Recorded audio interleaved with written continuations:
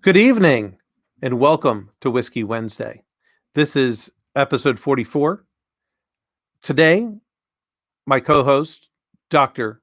Jason the Ninja Pittman, and I will be talking about the unconscious aspects of leadership. Can you really not be constantly focused on leadership like we can with sports? In some aspects, when it comes to sports, you practice what you preach, things become routine.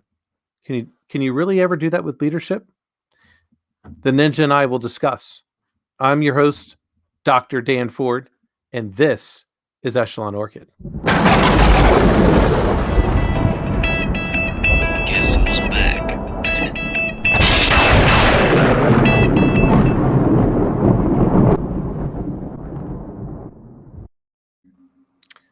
The Ninja. My friend, I am welcome. I'm drinking a little Glenlivet 14, finishing a cognac cask. I dig it. It's one of my favorites. It's quite smooth and cheers. Cheers, my friend. All I have is water in my little World of Warcraft cup, but Did you have some weird New Year's resolution that you weren't going to be drinking in 2021? no, man. The semester starts next week, and so we took a last-minute couple-day trip up to a resort, and I did a lot of swimming today, so I'm feeling a little dehydrated, and I didn't want to exacerbate that because I have a presentation at 10 a.m. tomorrow with a conference in England. What's your presentation on? I built a tool to estimate compute power for laboratory infrastructures. So, as you've experienced, people massively overspend because they massively over-engineer academic computing labs. And I think it means a lot to be a good steward with your resources. I don't mind over-engineering if it makes sense, but let's get what we need, right? And so I found that, there's a lot of different ways to implement labs. I've certainly done it a lot of different ways. But the research really doesn't deal with, how do you, if you're a systems engineer and you're engineering enterprise systems, this is something you do. I did it as a systems engineer.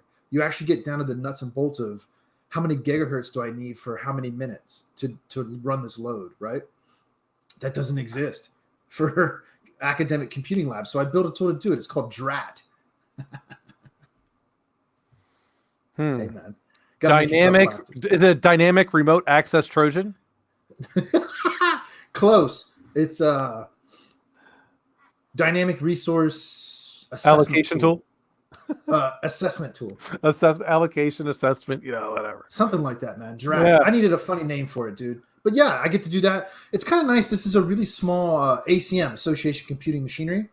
I like them as a professional organization compared to IEEE. ACM traditionally does a lot of these small little conferences. Yeah. This is a couple people at one university in England that every year put this on. And I'm like, hey, maybe you want one of your American cousins to come over and show you how this shit gets done.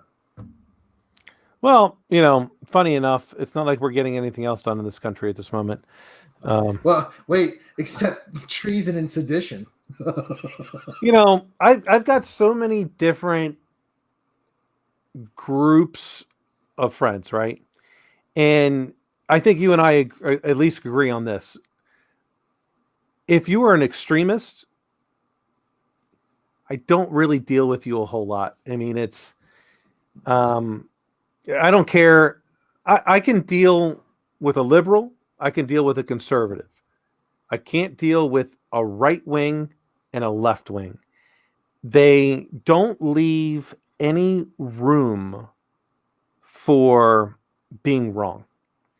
And, quite frankly, I have a problem because I would love to be right all the time. I'm not. I'm glad I'm not wrong all the time. But, the amount of people that are when we take a look at how the country is today, the president has certainly used his proclivity of understanding mass media. I mean, dude, the guy literally did put on a lot of very, very popular shows. He understands marketing. People can be like, oh, he only paid $500 in taxes. Yeah, no. That dude's made billions. And he's done it in a way that I need to figure out who his tax lawyers are because I want the same ones. I mean, but is he a good person? No, I don't think he is. I don't think he's a good person. Would I want my daughter to ever date him or anyone in his family? Yeah, no, definitely not.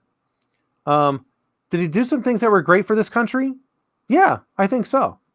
I don't know if you caught TK's mind shows about the last Sunday. Yeah, I put him as an average president, right? I don't think he's in the bottom. I don't think he's in the top. I think he could have been in the top echelon if he would just, shut up. But there's a reason. At least, he had the cojones to do his own dirty work. He didn't go have a henchman like other presidents did to put their messages out there. Like he said, hey, look, this is what I think. It wasn't presidential. But I got to tell you, like, in terms of, I can't think outside of George Washington, what other president has the cojones to put himself in front of the enemy and be killed? I can't think of one. Thomas Jefferson wasn't in front of the Redcoats. No. Lincoln certainly wasn't in front of the Redcoats, or in this case, or the South. President Trump went on North Korean territory, and we could have gone to war and crushed them, but he would still be dead. Well, yeah, I mean, it's a fair point. Out of 40-some presidents, right, you can probably count maybe 3, 4. And I'd really have to pick. I mean, other than Eisenhower, Truman, yeah, that's a good example, right? They were military leaders, and so, but they didn't. They never went outside of a military uniform and intentionally walked across the demarcation point into the enemy's quarters. I mean, even Nixon took a little bit of risk going to China, right? Yeah. That wasn't an easy trip to make. Not at that time, especially. Definitely not. And so, as many things as I have against Trump, I think he's done some good things. I can't, and I think Biden will do some good things too. I mean, I don't want to take away from the guy. He may have done some or not done some things for his 40-some plus years in government. But I mean, look, the guy, I don't think the guy has really taken foreign money like people think he has. His son? Yeah, sure. But I can't blame, the president-elect on what his son might do. I mean, it would be the same thing of going, what if my kids could go and, commit treason? Doesn't mean I committed treason. Right. Sure. Yeah. Well, see, and this is part of the problem I tend to have with the current state of politics. I don't think there's a single thing you said that I would disagree with. Right. And yet what I find myself really interested in is how does some person, I was really thinking through my words there, get into Nancy Pelosi's office after storming the Capitol and read her emails and post it on Twitter. Like that's a fundamental failure on so many levels of how some dude just storms the Capitol. Like I think I'm at a point where I actually probably maybe months from now when I'm thinking about it I'm going to end up having much more of like a principled issue with what's going on than I do right now. And I have a pretty big issue with what's going on. Like, what are you doing, man? And I saw this photo. This blows my mind. And especially living in the South now, this always blows my mind. These dudes storm the Capitol and they're standing there in Congress waving a Confederate flag. Like, they lost. Yeah. Like the Confederacy lost. Like, and I get, do I think that some voter fraud happened? Yeah, sure. It's certainly possible. I've certainly read some things about the Dominion election systems that might make me think something went wrong. But you know what makes me think even more so that something might have gone wrong? Was Dominion using SolarWinds? Right. I don't know. That's a much deeper plot. You know, I last week Amanda had a really good point about how that's going to get trickled out. And so I would love to see the integrity validation of those systems, but even still, you know, regardless of the muckery that's going on in the election systems, I honestly don't believe there was any more fraud than in any other year statistically. And therefore, I believe it's like margin of error in my mind, 3%. That's in my mind. It's 3% overall. In some jurisdictions, I think it might be higher. I think we talked about it on one of our last This Life in Tech shows. Even if it was 10%, which would be more than statistically relevant, it wouldn't surprise me. We actually, I think we had a better voter turnout this year than what we've had. And okay, mail-in ballots may suck. They may absolutely have an avenue of fraud that has not been available before. So how can we make that better? How do we get this stuff to, and we've talked about it. Like, to me, I think it's through our mobile devices and utilizing things with blockchain that we can make it really challenging to be compromised, and we can get more voter turnout. And if we could get 90%, if it's 20% fraud, well, that's 70% valid. We're still just barely above 55%. Yeah, you know, and I think this is a good dovetail into this overarching conversation we've been having about leadership. And so when you have the leadership of the entire country from the get-go, before voting even starts, trying to invalidate it through rhetoric, that's a problem. So let's first dive in, because, you know, we all tend to use this aspect of the president's a leader.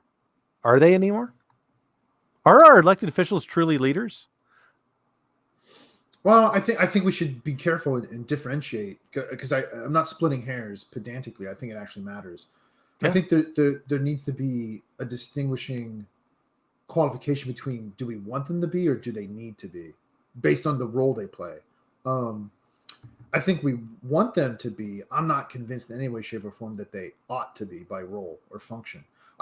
We've talked about this before. I'm not convinced that we actually should and need a president at this point. I don't know how anybody thinks that one person represents 350 million. That's lunacy in my mind. Well, I think you make a good point, because many people don't tend to understand the president, the executive branch, only has 33% of the power. Right. And we have forgotten or misunderstood the role of Congress and the judiciary, right? They were always meant to be equal partners.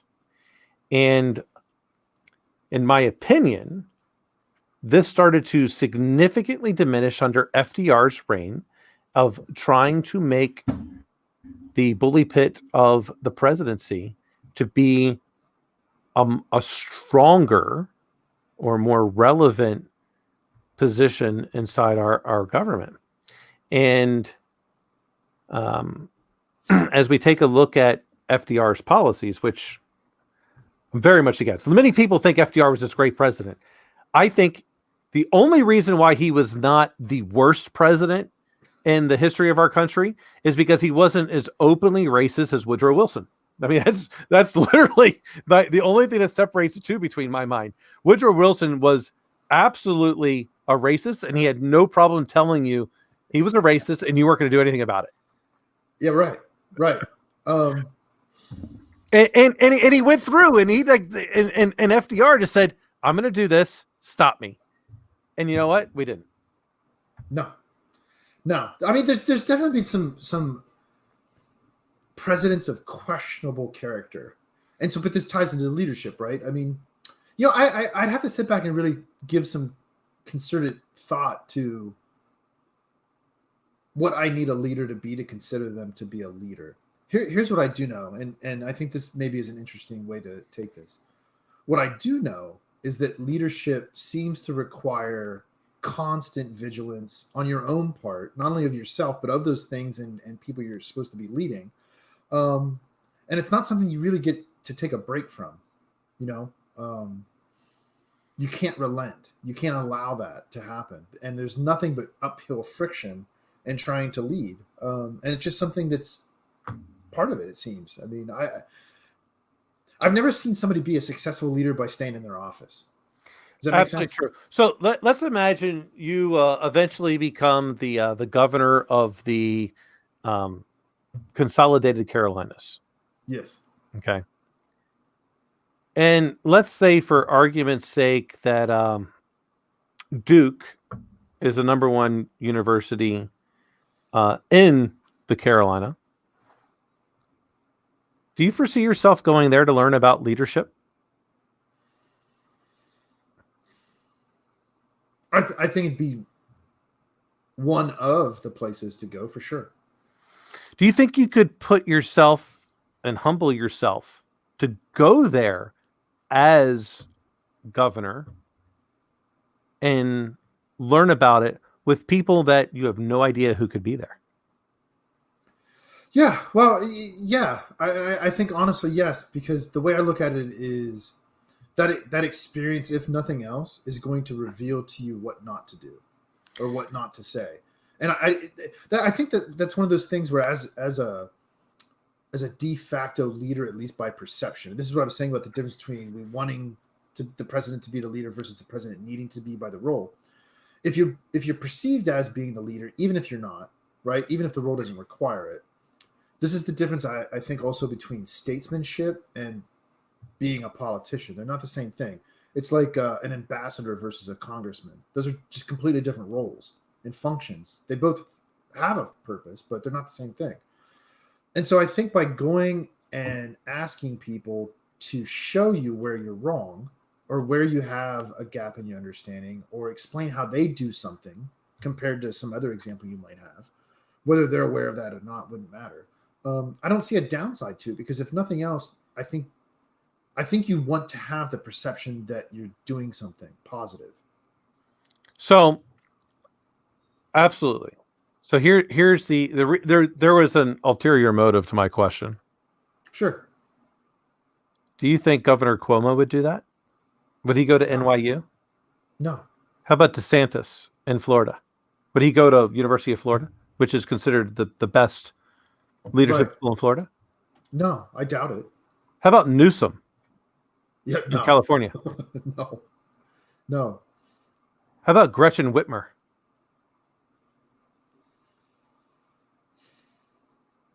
Let's play the opposite game. I'm trying to think of an example of somebody. Well, so there was, like I said, there was an ulterior motive.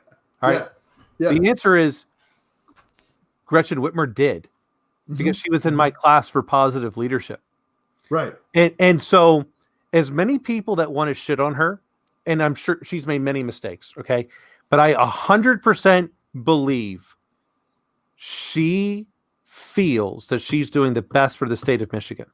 I do not disbelieve that, because I actually got to spend a day with her and talk to her. Here she is as the governor of Michigan. It's not a small state. And she said, I want to make a difference in the government of Michigan, and I want my people to be positive leaders. You know what? I'm going to go to University of Michigan, which is by the way, the number one executive leadership university in the country, and it's number 5 in the world, at least, based on some of the last polls. And she said, I'm going to go to this class. All right. In reality, as much as I'd like to believe I'm like the big man on campus, you as well, neither one of us got elected by, 5 million plus people. Right. So no, entirely true. Yeah. And I think it's unfortunate. You probably agree that, man, maybe she's definitely the only person I can think of that has done it. She's maybe one of 3 or 4, maybe 5 people that I think would be capable of doing it. Yeah, I gotta, and as much. So, with all the stuff going on with COVID, I sent her an email. Hey, you know what? Many people are saying you're doing. I appreciate your effort. I got a reply back. It might have been from one of her staffers or not, but the reason why I say it wasn't, because I mentioned some stuff about class, and she replied to the things about the class. Mm-hmm. I mean, I'm in Indiana. Why should she even care to respond?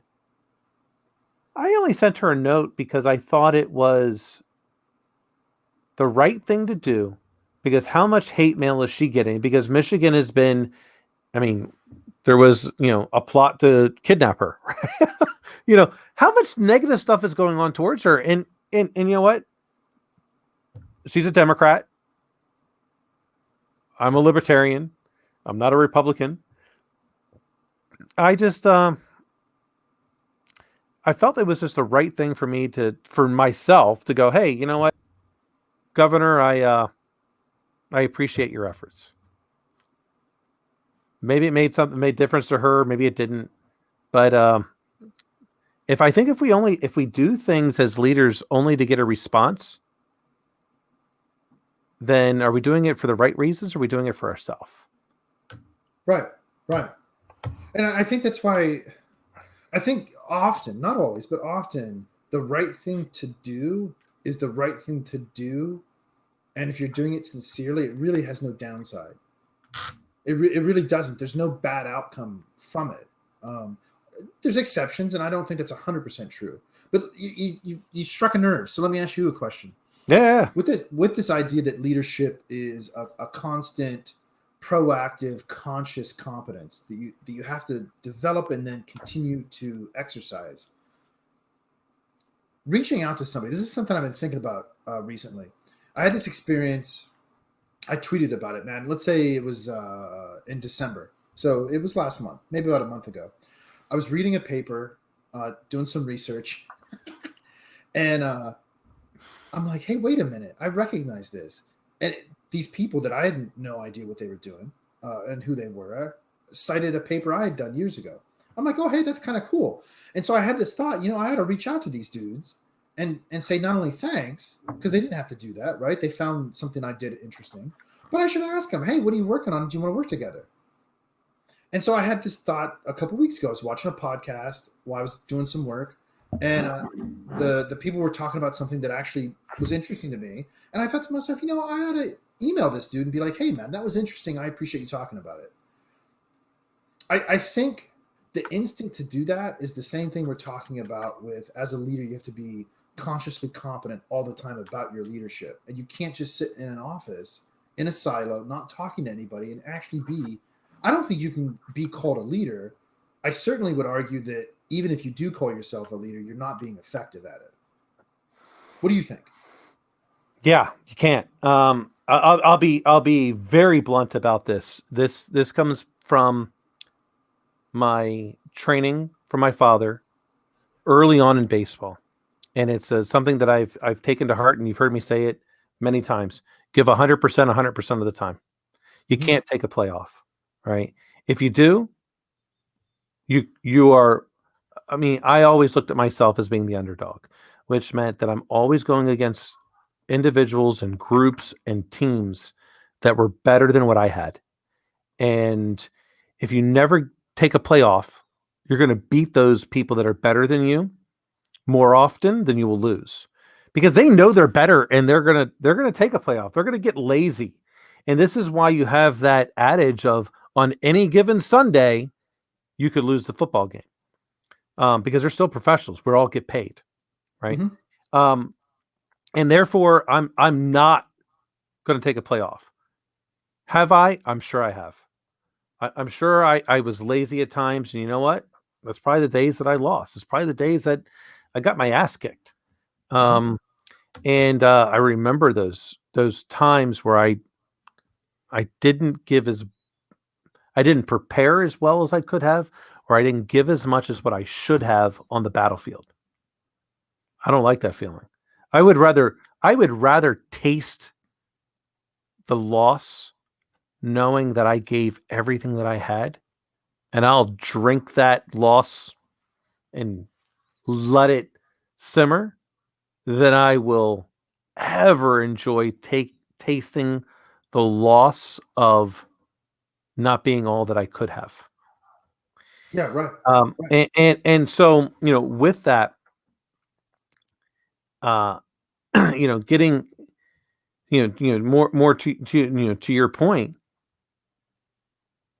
we have to constantly be evolving ourselves and our people every day.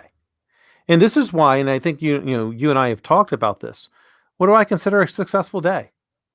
To me, the minimum I have to do is learn one thing new and teach one thing new to someone else, because that means I've improved myself and I've improved my team. Right. And if I do that, I was successful. And if I don't do that, then I wasn't. But I think those are, one, it's hard because I got to find someone to teach something to, and I also got to find something new to learn. That's the easier part. The harder part's finding someone to teach it to. In continuing that, how do we maintain that momentum? That's hard. It's consistency. We have a lot of people that may rely on us, and how do we continue to motivate them to improve? Because if we're not doing that as a leader, did we take a play off? I work for a small nonprofit credit union, right? I mean, from a credit union perspective, it's large. From a financial institution, it's small. So how do we continue to affect the people that we deal with day to day? I think it's difficult. It's rewarding when we do it, but we can't take a play off. If we do, Citibanks of the world win. Yeah. Well, and to connect this back to what's going on in the Capitol right now, I think that's when you let that vigilance lapse, even for a moment, this is the type of chaos that will seep in, right? And I'm not judging these individuals necessarily because I don't know them. I don't know what their motivation is. I don't know really any of the facts other than some of the pictures I've seen. But it's chaos, in its truest sense, right? I mean, it's not in any way, shape, or form normal for what essentially is an armed mob to. Well, I mean, when's the last time that happened in our country, in our capital? Like the Revolutionary War, the Civil War, right? I mean, this is not something that our country experiences frequently, like in some other places where there's constant upheaval and stuff like that, right? In some third world nations. And I can't help but think that this isn't necessarily a critique of a person. It's a critique of the role and how we as citizens of this country view that role. This goes back to, should the president be a leader, or is that it's not necessary, right? I have to think that if there were an individual in that role being more proactive in their patriotic rhetoric, that if it were for the positive benefit of our society, this type of chaos wouldn't be able to seep in. It just wouldn't be necessary. This is fundamentally the same thing I say with people that like to stir up drama and cause problems, and they're negative. It's because they don't have anything better to do, and they're unwilling to bear the burden, which is heavy, of being positive. right? Of even leading themselves, let alone anybody else. That's exhausting. It's compounded when you have other people that you're leading as well. So let me ask you this: since we're talking about some of our elected officials, and I don't go so far as to say that the leaders, because quite frankly, I don't see any. What is the last president that you believe showed proper leadership for this country?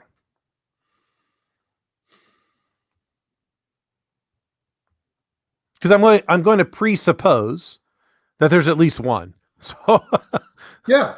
at one point in time, the presidency, holding the title of president, meant you're the shit. Like you literally, you're the person. Right. I'll be honest with you, man. I think Obama was presidential. I didn't vote for Obama. I'm not saying he was a good president. I think when I think about what a president ought to be like Obama's a good modern example. I'm personally a big fan of Eisenhower. I think that was one of the last strong, true leaders to fill that role. I don't think Clinton or the Bushes are good examples. Carter, I mean, he's going to be remembered more for his humanitarian building houses for poor people than he is being a president, to be honest with you. Yeah, so I go a little bit different. So like I actually think the last president that was a good leader was Clinton. Mainly because he was one of the few Democrats to be able to take us into a conflict and come out on top. Outside of the fact that, forgetting about the fact that he had an affair on his wife, I honestly, as a president, I don't care. I just don't. I think he did a lot of things that were presidential because he had to negotiate with the other side to get his policies done. And I think he did a good job of that. And then I go, I don't think Obama did that at all. I think Obama, he talked presidential. I think the media gave him too many softballs, and he never had to talk about things that were difficult. He was able to basically have pre-canned responses. Just my opinion.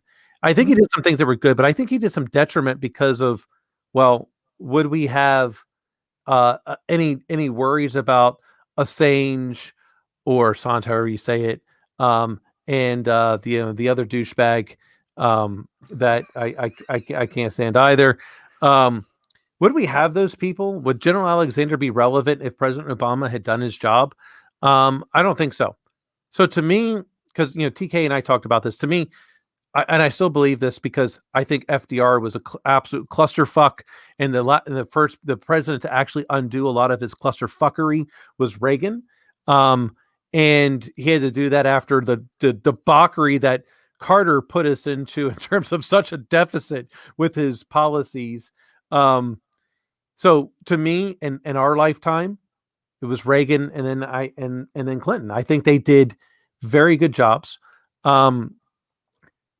Going back, I think Truman had a really, really tough job. I mean, this dude had to drop a bomb. Like, yeah, this guy, he was a military officer. He knew what this shit was going to do. I don't know that Clinton, Obama, Reagan, Carter, Nixon, Kennedy, FDR, Washington, Lincoln. I don't know any of them would have done anything different than what Truman did or felt as much burden of that, because he knew this was going to change everything. Yeah, I would agree with that, man. I agree with you on. He did it twice, not just once. Well, he did it twice. This is the thing too. Let's be clear about this because it's historically accurate. Dropped 2 nukes after we firebombed 3/4 of the country. Right, we burned it to the ground, and then we nuked them twice. I mean, they were samurais, so I mean, you want to make sure all of them are gone. I mean, the bottom line is, if you don't, I agree with you on Reagan. I think Reagan's probably the last example of somebody that just said, "Look, this is what we're doing, and we're fucking doing it, dude. That's it." so he's the last Republican to win California. Yeah, yeah. Do you think another Republican will ever win California? Not unless Schwarzenegger gets to run somehow. And Well, that, I means, would have that means we need to repeal a couple of amendments, right? Right. So, you know, Well, so he didn't just win it once; he won it twice, right? mhm. His win in 1984 is the landslide that I think you'll never. I just kind of go, Minnesota. What were you thinking? Like, you were the only state that didn't.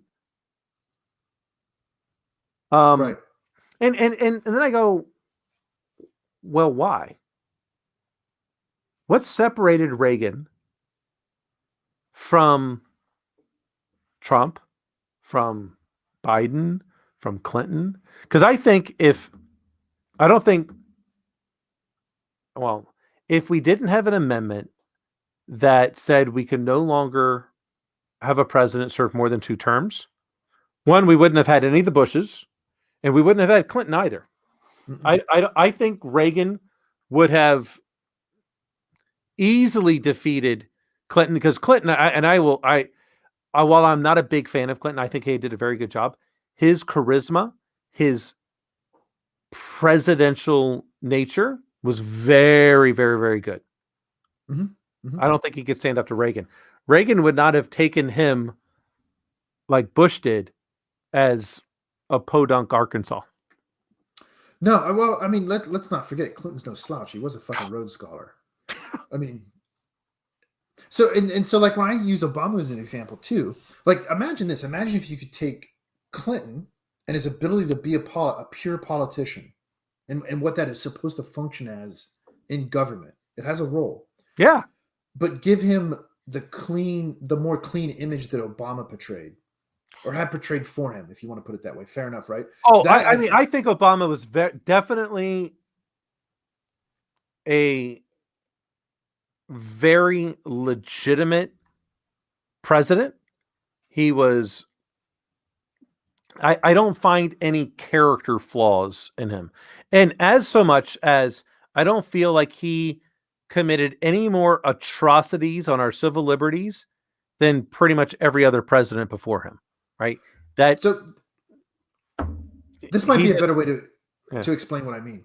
If I were to think about a picture in an encyclopedia or a dictionary that represented that, I think that's Obama.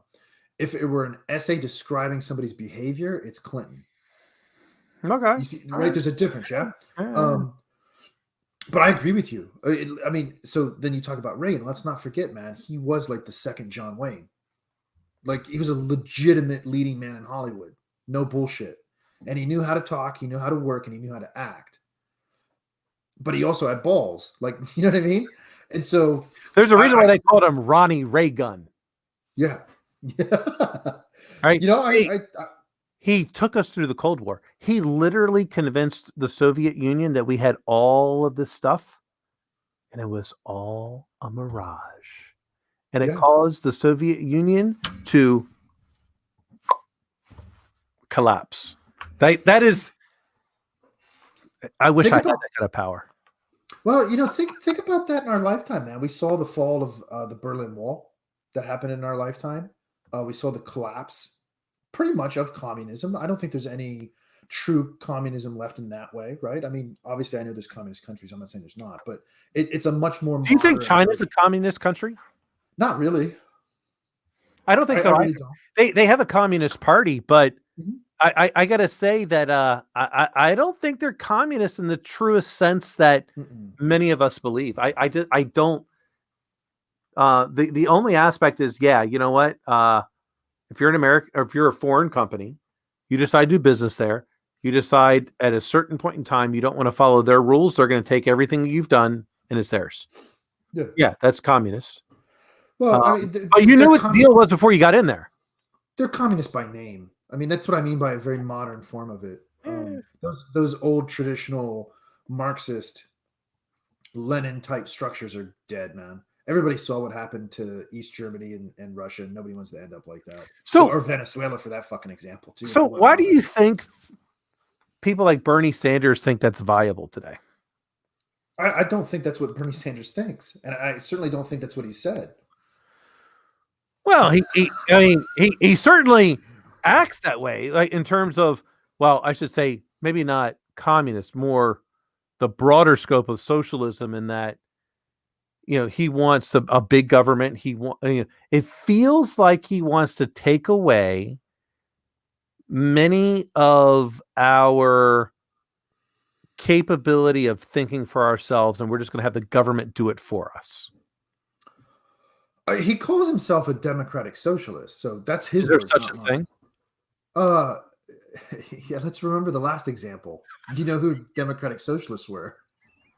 They were the opposite of the Soviets, and they ended up fighting each other. All right, so this is where I get into this aspect where I have absolutely leaned much more, and we've talked about this, where I am much more of an anarchist, which is not to be confused with anarchism, which was the opposite of communists in Russia. And I have leaned much more towards a which gets me, I mean, it's close to libertarianism, but it is that capitalistic anarchism that is a sustainable community where we're not relying on big business, but a multiple set of community-based organizations that are, utilizing each other to all of us to make a profit. Yeah, sure.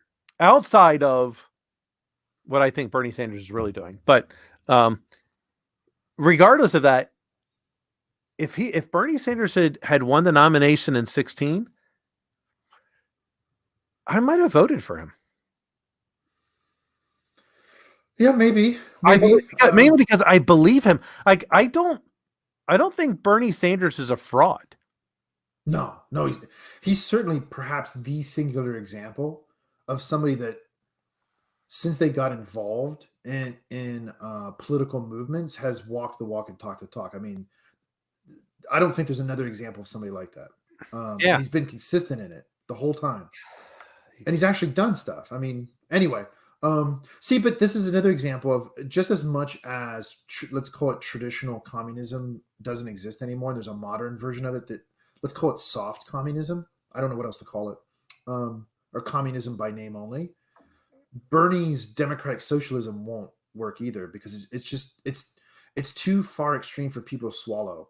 That's where you get people like Andrew Yang, who have figured out, hey, wait a minute, there might be a better way to go about the this. Next mayor of New York City. Yeah, probably, and fair play, right? Dude, if he becomes a mayor,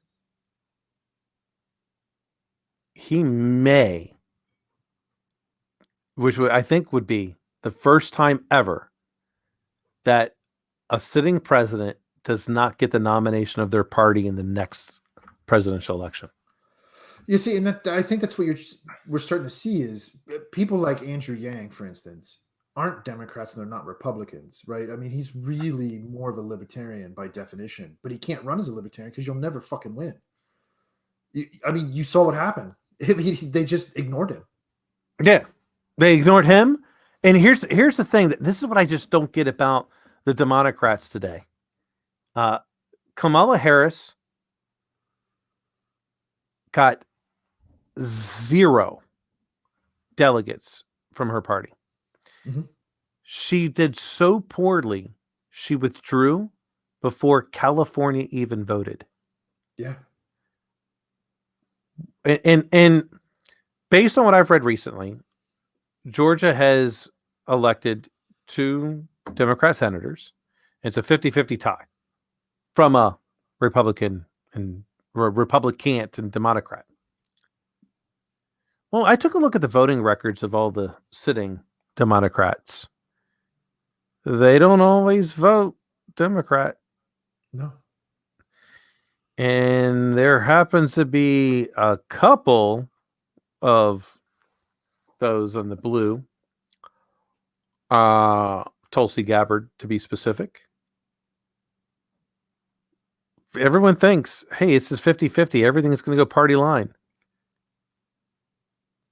Nope. Kamala Harris isn't going to be as prominent as what people think. I think there will certainly be some things, and Biden will get some things done. And I don't think President-elect Biden is that bad of a guy.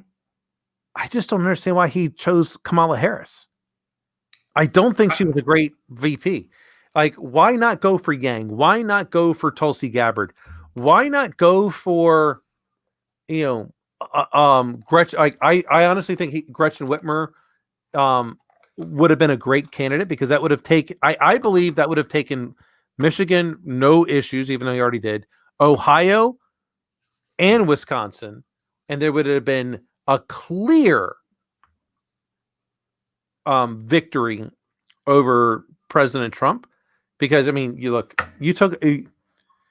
only oddball thing about this current election is that no president has actually won without taking Ohio. And this is the first time that this has happened. Biden would have won Ohio with Gretchen. I 100% believe it. Yeah. I think he would have won it with Tulsi Gabbard as well. But I think this is what it would have been better done with Tulsi Gabbard. It would have set up the Democratic Party for 16 years. 100%, 16 years, because he would have gone his 8, even if whatever people want to say about his mental capacity, he'd have won re-election. Then Gabbard would have run in 2028. She would have won, and in 2032, she would have won again, and we would have had 16 years of a Democratic Party. Now, I have no idea what's going to happen. 2 things. 1, my opinion. And it would have gotten rid of AOC, who is a catastrophe. 2 things, man. My opinion, I think the reason why Tulsi Gabbard kind of got blighted out, even though she manhandled Kamala Harris in that debate. And she did win some delegates. Yeah, she did. And she's did the only female to win some delegates in that particular caucuses. So, right. 2 words why she got pushed out. Hillary Clinton. Yep. you don't run afoul of the Clintons. That's just the game you're playing, right? And that's a big machine, dude. Okay. Yeah. Look at what they did to Jeffrey Epstein.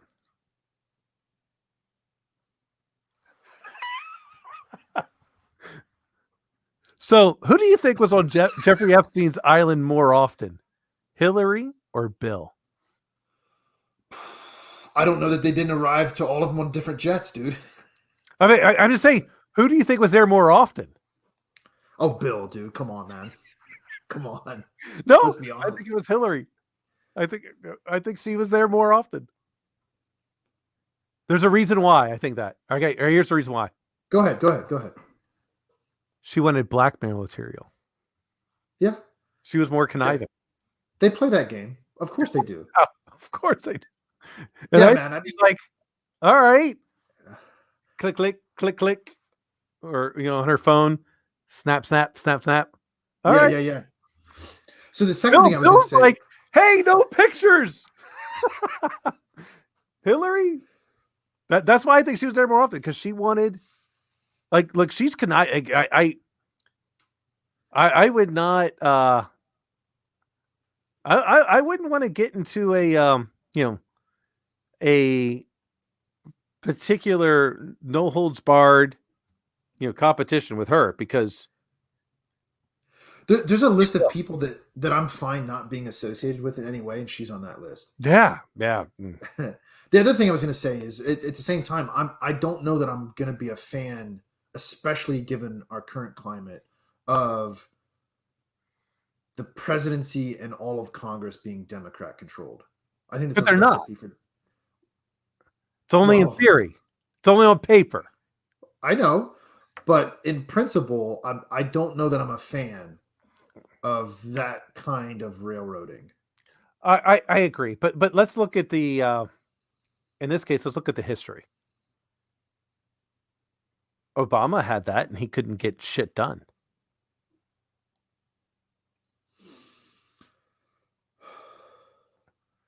Yeah, but I agree with you. I'm not suggesting that things got done, but I don't know that the agenda was to get stuff done. This is fundamentally what I have right. This is fundamentally what we have a problem with extremism, and so we've just experienced, well, and we're in the midst of it, extremism, right? And it seems to be more right shifted. And now you're going to shift more towards the left, but it's going to have to compensate for all that. And the only balance you would possibly have is some distribution that's not that's disequaled, right? Stalemates aren't good either. I mean, the whole point is these assholes are supposed to work together to make things better. They're supposed to debate and argue to get it done, but the incentive isn't there for that, right? Their incentive is what I think happens quite often. Tulsi Gabbard votes Republican. It's 51-49 almost every single time. And the whole reason is that I think Tulsi Gabbard isn't up for re-election in Hawaii until 2024. So she doesn't have to worry about anything in terms of Hawaii removing her. And in 2024, she's going to be putting all of her eggs in the basket of either, which was still interesting because I was having this conversation earlier. There's no legal reason why a Republican and Democrat can't team up from a president and vice president ticket that I have noticed. And someone can at me and tell me that there is. So why would that prevent Dan Crenshaw and Tulsi Gabbard from running together? And I think they could win. And that would be so interesting because then they could have 16 years of power if they really wanted. Mm-hmm. That could be interesting. So with all of that, I don't know so much that we have as much power with the Democrats that people believe, because I think when I look at the voting record of a lot of the Democrats that are there,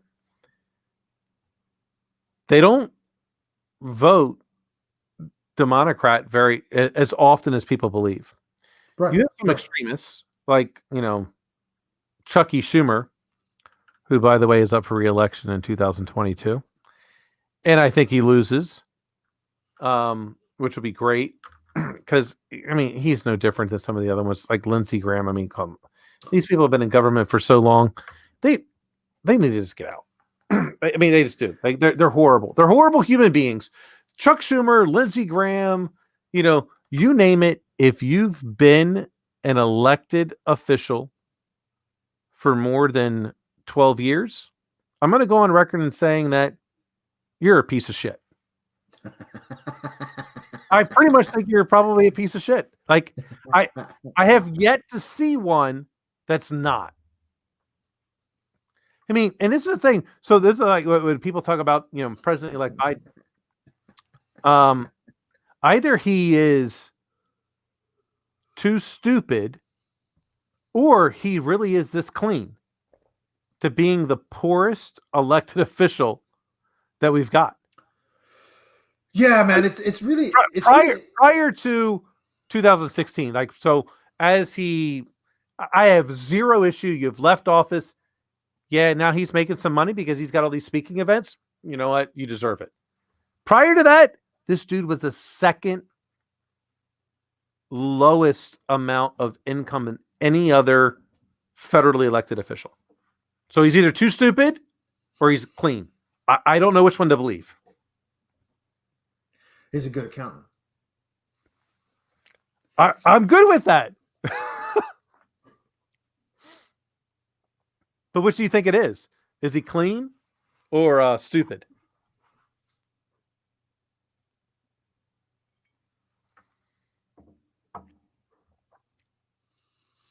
From a politician standpoint. Yeah. I think there's a measure of stupidity in making that part of your platform. Like, you really get to think about the message you're sending, right? It makes me question when I listened to him say that during the debates. It really made me think about who he's trying to appeal to, and why you're trying to appeal to that segment of the population that way. So I think that's appealing to the Midwest. He's appealing to the flyover states. Yeah, yeah, pure and simple, right? Look at me, I'm a working man too. No, you're not, dude. Why are you pretending that? Okay, so I think that's stupidity on his part, in the purest sense, right? To somehow think that anyway, dude. Um, I don't know that. Was Lance Armstrong a doper, or did Lance Armstrong do what he needed to do to win in a dirty game? I think he did what he needed to do to win in a dirty game. I don't think he's a doper. I think from that perspective, either you believe everything should be on the table to win, or you believe Fuck yeah, I do. I mean, all right. yeah. If you believe that we all have to play by a certain set of rules, then what Lance Armstrong and Alex Rodriguez and Roger Clemens and Barry Bonds and Mark McGuire and Sammy Sosa, but Howie Long, which is so great. So I don't know if you caught the news, but literally Terry Bradshaw was like, "Hey, what's worse, blah blah blah blah," or like you Howie and you Michael Strahan when you all were doing steroids back in the day, and they're like, "Ha ha, ha, we didn't do that." Like, Yeah, sure. like yeah, really did. Right. So, is it? Do we play by the rules? And that's what's like. This is why I like golf. Like, it is the only sport game have you that you have to call a foul on yourself, Right. right? And they take it very very oh, you know what? The ball moved. I removed this leaf. The ball moved 1/100th of an inch, and it's a foul, right? Yeah. So Well, do we see, take that extreme, which I would prefer, or is it WWE? And if the referee doesn't see it, then it's fair game. no, I don't think that's the answer. I think the answer is recognizing that we're the problem, not the politicians, right? We have this. Yeah. I mean, the We us as a citizenry, 100%. I think if you ask the average citizen, they don't know who the lieutenant governor is for their state, let alone their district's representatives for the state. right. Well, and more what I mean is, I don't think I think we have this complete false illusion of what politicking is. Like the essence of It's it not is leadership. no, it's not. It's not at all.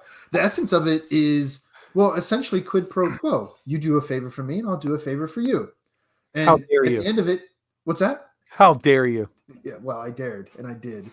Yeah, I mean, that's the essence of statesmanship and ambassadorship, right? You do me a favor, I'll do you a favor, and as long as they're over the long term of the relationship, there's balance. That's the point of it. And to be honest, that's the way it's supposed to be, Mhm. right? It's Right. not supposed to be the aspect of I'm only going to do this if you do that, because that is a one-sided relationship. It's, hey, what do you need? Oh, okay. Well, if you need this, but I need this, and they don't conflict with one another, then we're going to figure out how to do this, because that is literally the aspect of 1+1 = 3. We're Mhm. going to figure out how we can all benefit. Mhm. That's not what happens. Like the CARES Act, the the amount of garbage that was in there, I want to set every single one of those politicians on fire. Yeah. It's garbage, right? It's not. I mean, there is a little bit of a mistake. The CARES Act, that addendum had zero to do with foreign aid. That was a different act. It just so happened to be passed at the exact same time. It's the same amount of funds that we give to these countries every single year. Right. That stuff had And so I think it is a exhausting voting. sometimes. It is, and I think I would argue that as a voting citizenry, we need to define back to where we started. Right, we need to redefine our perception of what these roles and people are. You know, it's the 21st century, man. It's 2021. Think about that. We don't need Ben Franklin anymore. What do you mean? Ain't, Ben Franklin excelled as a statesman because he knew how to go into foreign countries who were adversaries and create bonds through, let's say, political trade, right? That essentially the same concept of why one ruler would take his son or daughter and marry him to a ruler of an adversarial country, because it creates bonds and you're less likely to go to war against each other, right? That was the whole purpose of that. And so that carries down to colonial times. And you have Ben Franklin going around England and France being like, hey, listen, I got this, you got that, let's make a bargain. That's essentially the nature of it, yeah? I don't think he was going so much to England as he was to France. Well, he liked the French, dude. I mean, I can't blame him. Well, there's a reason, because they idolized him. Yeah, well, hey, I can't blame the guy, man. Sometimes you got to lean into it. If only he learned how to kiss Australian. That's true. But we don't need that anymore, right? We live in a fully globalized digital world. That functions not as necessary in the same way anymore, just like I don't know that the role of the president is necessary anymore. And so I think so when you say that, do you not think, I mean, does diplomacy still need to exist internationally? Yeah, no, I think there's a need for diplomacy. So how does that Ben Franklin-like role not benefit us for North Korea and Russia, Palestine rather, and Iran? Like, don't we need someone to help negotiate at least a minimal adversarial relationship? Yes, I would 100% argue that we do. I don't think it requires a Ben Franklin type character. And it sure as shit ain't any of the fucking people we have pseudo leading those efforts now. Do you think Caitlyn Jenner could do it? No. And I don't think Dennis Rodman could do it either, for the record. None of them. No. I honestly, like, this is the thing that I North Korea is salvageable.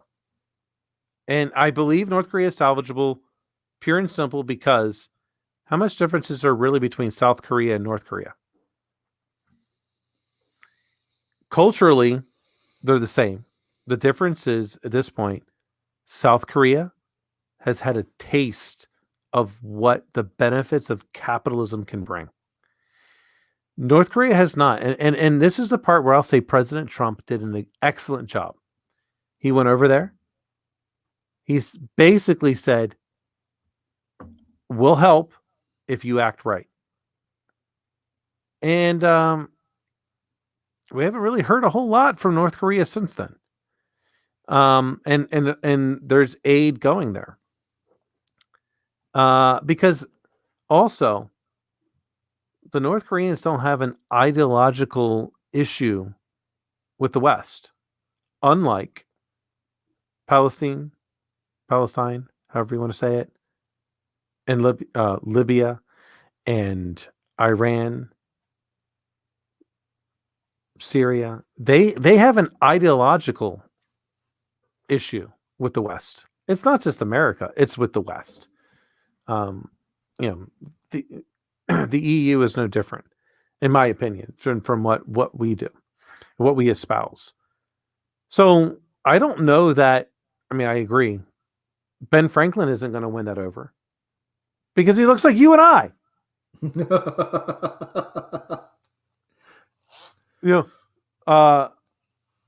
Kamala Harris, if we sent her over there, she isn't going to change any of those minds. Even though she doesn't look like you and I, they don't respect people of color and women in those countries. Even though, as much as I don't like Kamala Harris, I'm not taking anything away from her intellect. I mean, she was, if I remember correctly, the California state attorney. Like, she's no slouch. Like, she's a duly elected senator. I may not like her, but I may not like how she got to her position. But you're not sending her to Iran.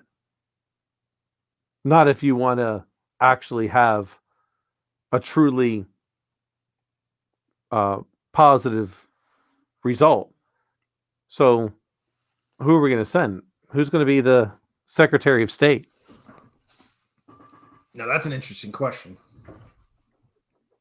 Did you see who Biden is choosing as the Attorney General? No, I didn't. I'll give you a hint. A Obama SCOTUS nominee that didn't ever make it to vote. Who's that?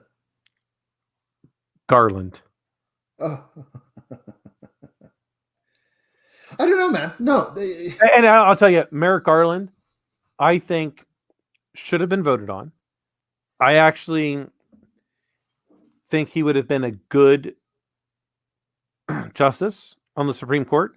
I mean, he's been on the appellate court in DC for quite a while. The people that believe that you get there, and you're a Supreme Court justice and you're going to go do wild, extreme things. I haven't seen it. I mean, well, you saw that recently. Yeah, if this were the case, then why would they not take up all the different President Trump cases? I mean, bottom line is, in my opinion, one, they didn't have standing. Two, there wasn't enough merit. And they didn't go through the right process. The standing aspect comes back down to they should have protested earlier. They knew all these mail-in ballots were going to happen, and they didn't protest that in the beginning. They should have been like, wait a minute, Pennsylvania, your legislature says you have to do A, B, and C. You're allowing D, E, F. No, before they ever went out. And that's where a lot of the court said, you should have done this then. The Trump administration did not, in my opinion, run a good campaign nor exercise what they should have in order to be able to win. And, Biden ran a better campaign. Yeah. Well, really. But no, man, in the 21st century, I think there's much better ways to deal with countries like Iran. I don't think that's the problem. Is I don't think you can deal with a modern Iran in a traditional diplomatic way. It's not going to work because you're not going to deal with Israel. That's the problem. And so you can't deal with Israel in a traditional way. So, all right. So here I'm looking for a prediction from you here. Hey, by the way, one of my predictions already came true. Which one? Bifocals. Bifocals? Yeah, man. I got to get new glasses, dude. I need fucking bifocals now. Dude, you probably need trifocals. You probably need progressives. Progressive's the fancy name so it doesn't have the line in the lens. Hey, man, what are you going to do, dude? Whatever. So, all right. But are you ready for this one? Yeah, go ahead, man. Are you sure? Yeah. All right. So, what I'm looking for in your prediction is a true or false. Okay. Do you think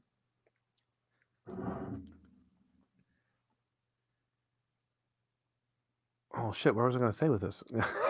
I would it's going to be a true or false. Yeah, it's definitely going to be true or false. Damn, where was I going with it? I lost my train of thought going so far into the aspect of the theatrics.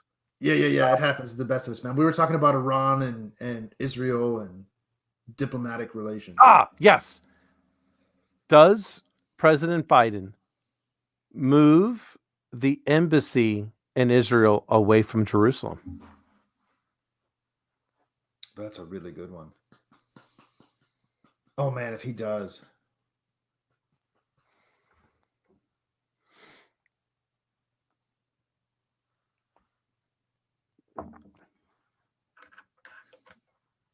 If he does he try to do it in a second term? I don't know. So let's keep it to his first term. Yeah. Does he keep in his first term the embassy in Jerusalem? Because President Trump was the only president, and people can at me if I'm wrong, but based on what I recall, it was always in Tel Aviv, right? So he put it to Jerusalem, which caused a shitstorm. So does as President-elect Biden takes office, does he move it outside of Jerusalem? First term. Forget second term. First term. Because he has the power to do this without any interaction of Congress. Yeah, that's a unilateral executive privilege. I say true. I think he does. I don't think he does. I think he doesn't do it mainly because he wants to appear to be bipartisan, and he honestly, I don't think he really. If we were honest, most Democrats do want to show that there's a strong, Israel support, mainly because if we didn't, Israel will cause a nuclear holocaust inside the Middle East because they'll nuke everyone, and we'll be the ones left with the bill of cleaning all that stuff up after they're all dead and worthless to the world. But I think Israel would just launch everything they've got. So I don't think Biden wants that. I think he wants to appear being bipartisan, and he'll just keep all that under the rug. Those are fair points. I think about, but it's a great question. No, it is, because I think there's an argument to be made that if you're looking at the set of things that Trump did that you'd be interested in reversing to show yourself as very anti-Trump, which I think his administration is going to have to do some set of things, right? That's like low-hanging fruit. Like, are you really going to catch a bunch of flack over that? Well, maybe. I don't look. This is the thing that people underestimate Biden about. Look, one, I don't think he's dumb. I don't think his mental intellect is diminished at all.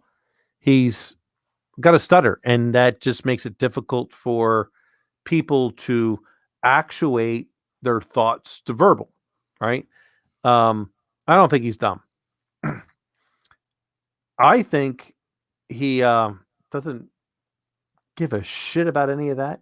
He's not going to reverse hardly anything except those things that will get him elected in 2024, which is going to be things about the wall, going to be things about illegal immigration. It's going to be about the dreamers.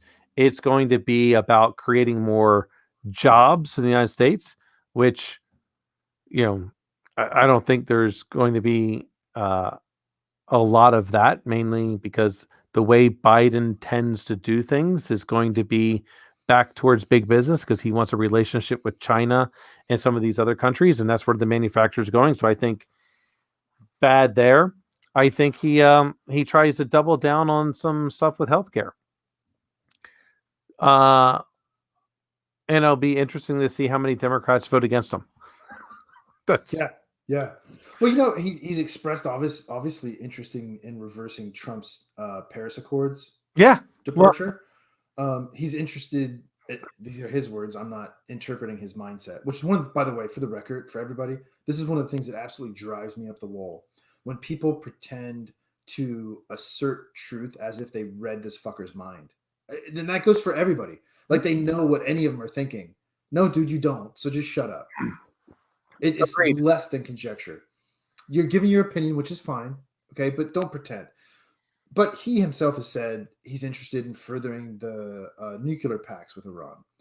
If you wanted to soften that a little bit, especially since Trump has directly fucked with them several times, maybe you kind of perturb the Israel thing, but you tell them on the side, hey, listen, dude, just let me slide on this. I don't know, man. I think he does it. And I talked about this last week with TK, or on Sunday with TK. Mm-hmm. I think going after, I can't remember the general's name.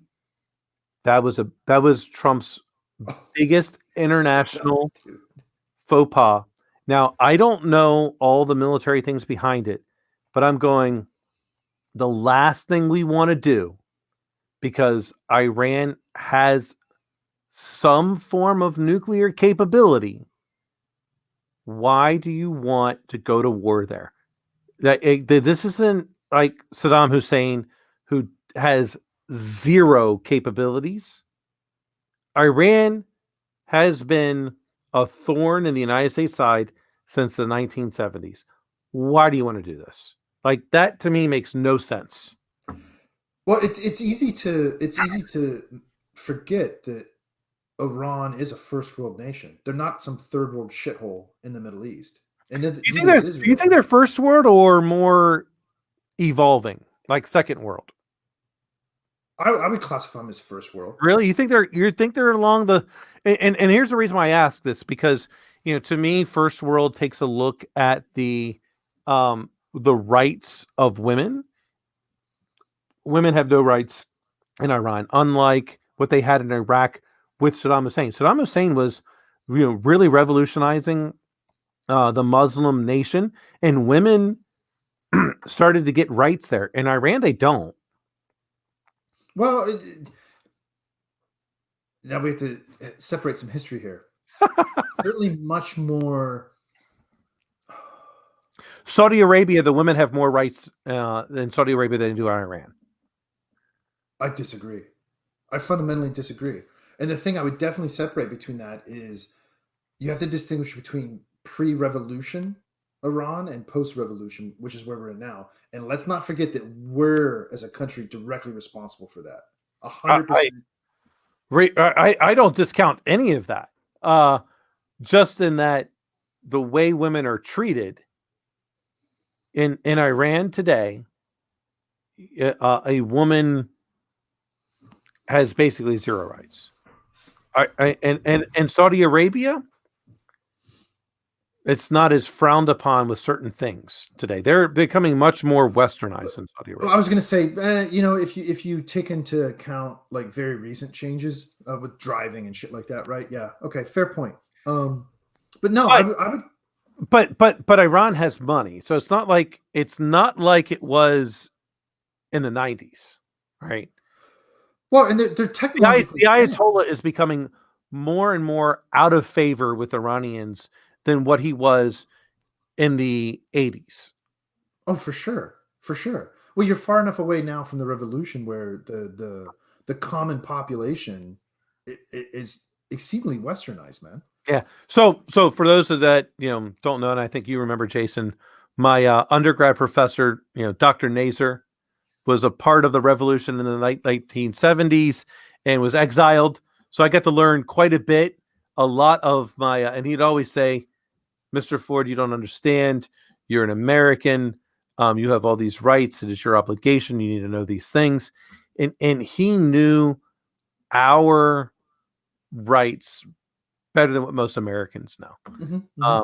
Very, very, he's, one of my favorite professors, of which I never got an A in any of his classes, because he always said, you're going to be able to do more than this, and I'm going to treat you as if you are. And I'm like, well, that's not fair.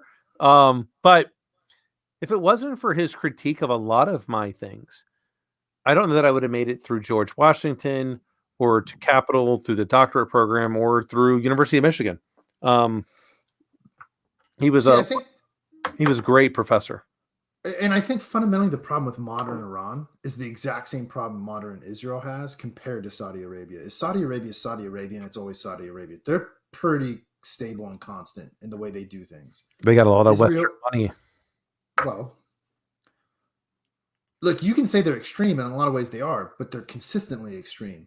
Israel and Iran both are super volatile, right? They go through these massive shifts where they're very progressive, they're very secular, and then they shift radically. But they're always extreme. But they're constantly shifting between them. Exactly. Yeah. Where you take this is a bad example, man, but sometimes Turkey is a Muslim country, is very secular, but they also have a lot of volatility. Whereas your example of North Korea. North Korea is North Korea. They're just kind of North Korea. They don't really have a lot of volatility to them.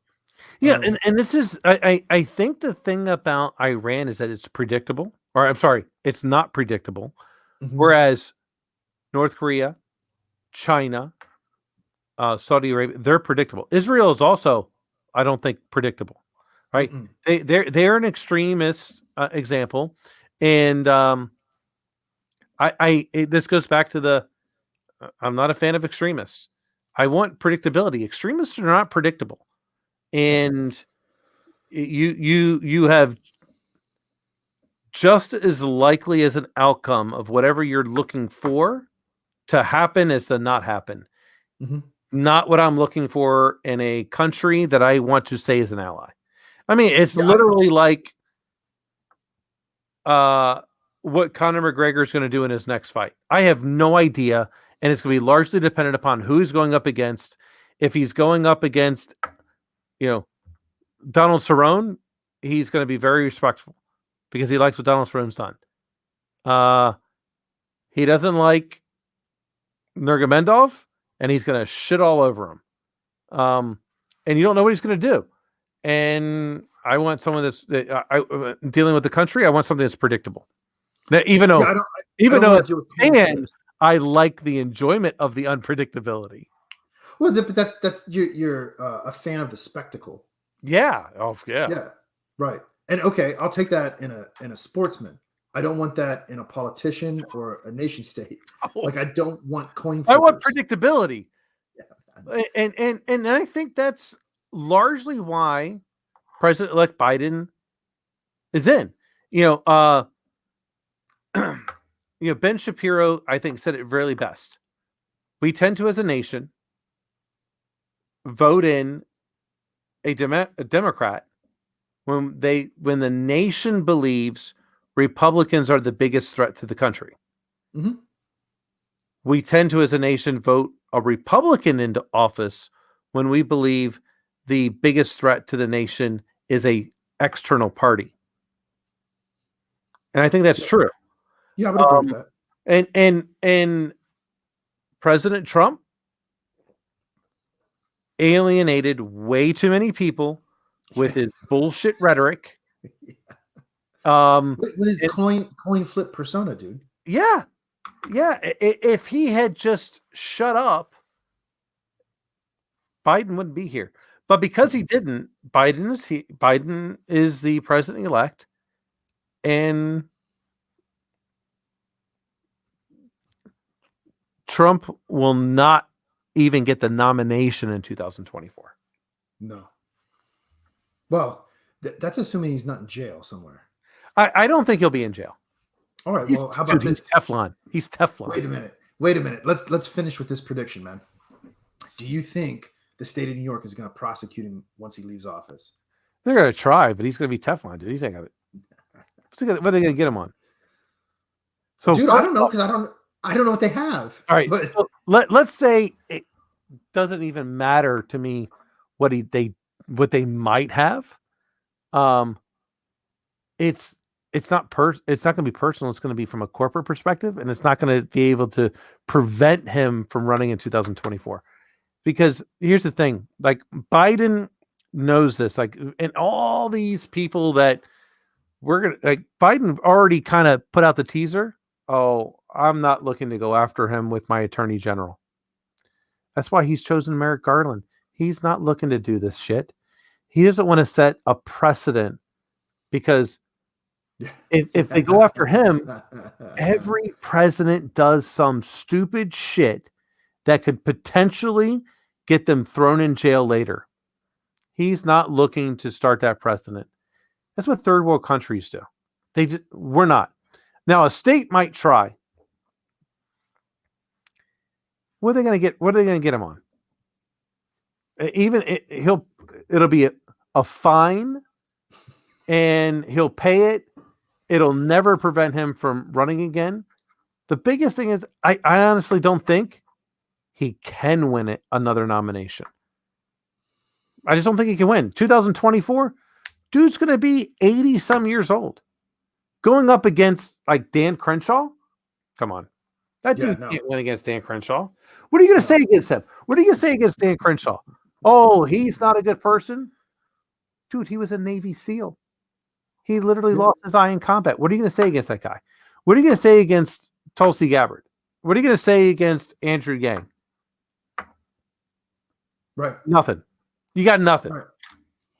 See, and to finish my thought, I think those are the type of people that represent the best chance of what the modern version is of the traditional Ben Franklin statesman representative. Yeah. They know how, they fundamentally understand how to do that in a digital world. Well, absolutely. And this is, I mean, both Tulsi and Andrew have been on Joe Rogan. Mm-hmm. Dan has too, twice. Yeah, right. Yeah, he has. They all do quite well. People are the thing that I wonder about is what TK has talked about a couple of times. The reason why Hillary Clinton was not a good candidate is because people have already made up their mind about her. Mm-hmm. And the reason why Trump was able to win is because some people hadn't made up their mind about him. He lost because those people that had not made up their mind that voted for him the first time didn't vote for him the second time. Right. Can we say that about Andrew Yang, Tulsi Gabbard, and Dan Crenshaw? I don't know the answer to that question. I would like to think we don't. We don't know yet because they're not really on the national stage. Even though Tulsi Gabbard won a couple of delegates, she was out there.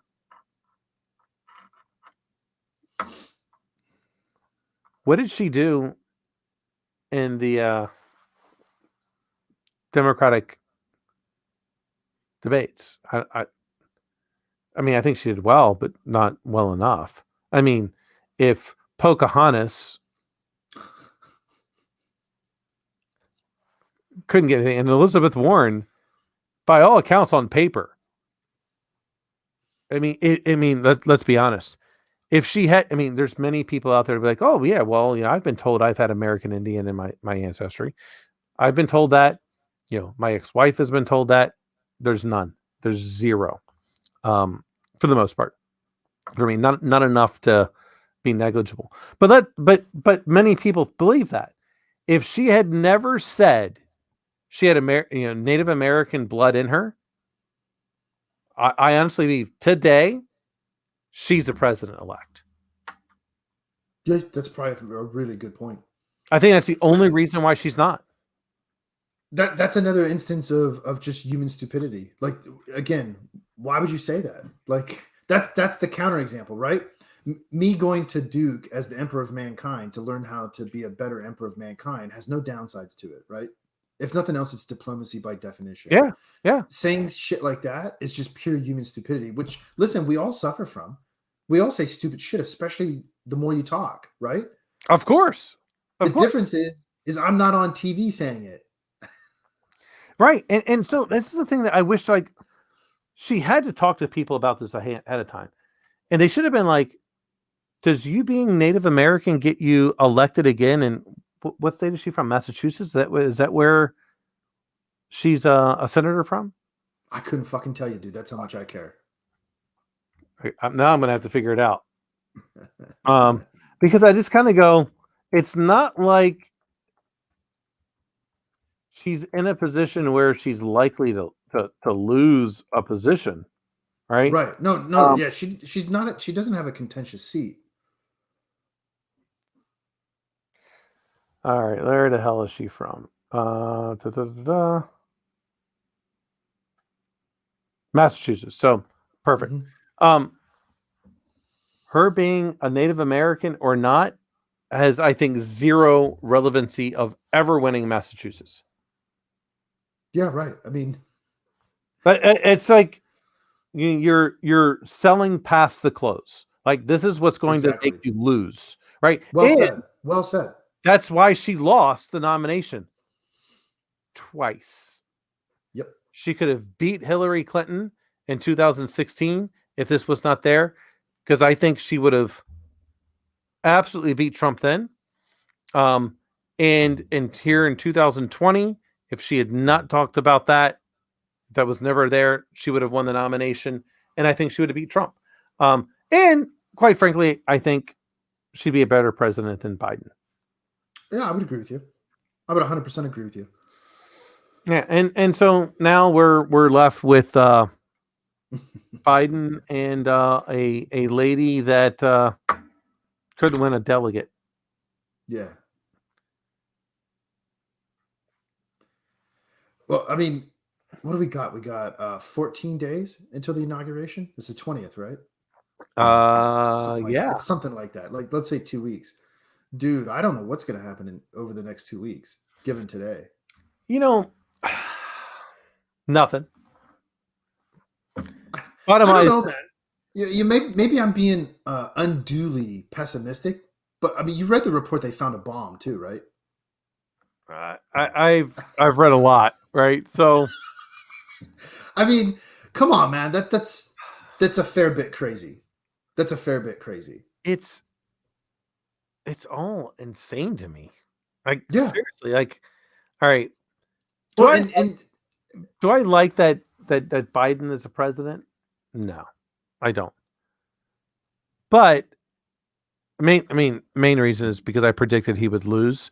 But outside of that, Biden ran a solid campaign. I when I look at it and I go back and I went, they knew that the Democrats were going to vote by mail. That was their win. They pushed this in all of the states to ensure that vote by mail was going to be the way to go. President Trump never anticipated that. And he anticipated that a lot of his supporters would show up. They did, but it was no more than what was there previously. Democrats tend to look for a convenient option. How difficult is it to vote by mail? I just have to, literally, it's people tend to go, oh, I don't want to wait in line. Oh, I don't want to wait in line. Oh, I can go online. It takes me 45 seconds, less than a minute, to get a mail-in ballot sent to my home. All I have to do is fill out whatever I want, sign my affidavit, drop it at any mailbox. I don't even have to pay for postage. And I voted. mm-hmm. Well, I'm going to do that. Trump administration never accounted for that. They never believed that would happen. And, right. Well, you lost because of it. Like, was there fraud? Yes, sure. Less than 2%. Less than 2%. The type of craziness I mean, like, because you also read today that Dr. Dre had a brain aneurysm, right? Yeah, he's in the hospital, dude. Yeah, and I also read that some stupid shit like Snoop Dogg wants to go up battle against Eminem. Like, what is he doing? Yeah, because you didn't learn from Killshot. What are you thinking? Well, I mean, maybe you smoked all your money, so you need some more. I don't know. What the type of craziness I'm talking about, though, isn't necessarily like people storming it and stuff like that. I mean, like, dude, at this point, I wouldn't be surprised that a fucking meteor comes down. If a meteor comes down, I hope it goes to California. Which part, dude? It's so big. Like, honestly, I'll tell you. I'll tell you honestly. Southern California. Just because I don't want to take a chance that it messes with Oregon, because an Oregon Pinot Noir is amazing.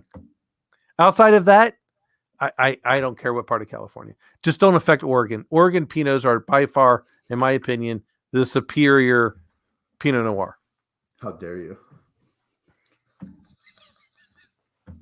Dude, at this point, everybody in Oregon is an ex-Californian. It's like Texas and here in North Carolina. It's all about the climate. and an Oregon Pinot is better. and besides, look, what's California really doing now? They ain't making films. Not even in your previous employment area are they making films. No, not at all. I mean, the amount of companies that are leaving California, what are they going to do? Like, as much as I like to shit all over Tesla, Elon Musk employs a fair amount of people there. He's moving all that shit out of California. Yeah. It's going between Yeah. Nevada and Texas, right? Mm-hmm. Yeah, by far. All the people I know from all the startups I worked at and all the companies I worked at, almost all of them are in Texas now. Yeah, I mean, California is their aspect of this is just going to alienate more and more people. Their aspect of now looking, oh, well, if you don't live in California and you're commuting to California, we're still going to tax you. You know what's going to happen? Those people are just going to be like, well, I'm just not going to work here. Yeah, bye. I'll go somewhere else because there's plenty of other states that don't. I live in Nevada. I live in Oregon. I live in Washington. I live in Arizona. I live wherever. I'm sorry, I'm not doing it. Right. Right. Yeah, that state's gonna continue to experience massive upheaval. So we talked about this before. In our lifetime, actually, it's not even our lifetime. In the next 8 years, does California split into multiple states? It could easily split into 3, easily. I mean, in theory, yeah, but does it? It depends on how severe the drain continues to be. I think that's what'll drive it. So I think it comes down to a couple of factors. One, current legislation says that no state can split in order to make another state. I mean, they've basically said you can't do that anymore. But that doesn't mean it can't change. And I think it changes in the event that we allow Puerto Rico, Washington, D.C., or Guam to become a state. I think if that happens, there could be a position where, because California is so big, and for those that don't know, California is not all that blue. No, and it's not. If you separate that into 3 states, based on my last look, if I recall correctly, 2 of those are red. Mm-hmm. So now you take the largest populated state and you take it from being, I think it's 47 electoral college votes and some insane amount of House delegates. You take that into 3. I mean, it balances out because Washington, D.C. and Guam will be blue. I mean, they're poor, and so would Puerto Rico. Well, I'll tell you what starts to drive this conversation, which is interesting, is this apparent inability to deploy the National Guard to D.C. because it's not a state. That is that is interesting, because D.C. does have a National Guard, but because D.C. is not a state, who controls the National Guard? Right? Typically, the National Guard is controlled by the governor, unless there is a time of war where then the National Guard falls under the Department of Defense. So Congress controls DC's National Guard. Now what? Mm-hmm. Right. Many don't know this, and I mean, at least I believe many don't know this. The Secret Service don't protect members of Congress. It's DC police. Mm-hmm. Mm-hmm. But many don't know that. So all of a sudden now, like, you have an event like now, which I think is, honestly, I think it's silly. Why the fuck are you going to try? Like, honestly, what are you doing? You try and storm Congress. I honestly don't care if you're armed or not. Like, I would treat it like the Department of Energy's NNSA. You try and storm Congress, I'm shooting first, asking questions second. Mm-hmm. I don't care who you are. Republican, Democrat, Democrat. You enter that building, You're not authorized. It's like National Nuclear Security Agency. Shoot first, ask questions second. That's my opinion. Well, I mean, let's be clear. At least my read of it, that's by definition a coup attempt. Yeah, I I 100% mean, agree. I 100% do not agree with either side doing something mhm. along those lines. Um, I I do not like how any of the sides are doing. It's really detrimental to the country. Yeah, Both it is, dude. sides. Dude, No, it's like literally we have we have competing kindergartens. yeah, yeah, man. And we should be the beacon of light for all countries, and we have the capability to do it. This isn't how you do it. It's not how you do it. So what do you think's next? Shit, dude. I mean, oh wait, did you answer? Is Biden moving the embassy of Israel outside Oh of yeah, Jerusalem? I said Yeah, yes. Yeah, first term. yeah, All right. yeah. I don't I'll think take that. I don't think he does it. Well, okay. So listen, there. I don't know where this came from, but there was a picture of, I think it was Trump's son shooting an AR, and the AR had been modified to have a Templar helmet on it. So around the magazine holder, right? He had like this engraving and imagery casted onto the lower receiver that was espousing Templar imagery. And so, like, I kind of take offense to that. Why? And You're so, not. like, if you follow that logic through, right, there's an But you're attachment to not a Templar. Jerusalem. I'm sorry, what? But you're not a Templar. But I am. No, you are. You're a Mason. I am a knight of the Order of the Temple, which is a Templar. I don't think people know the distinction.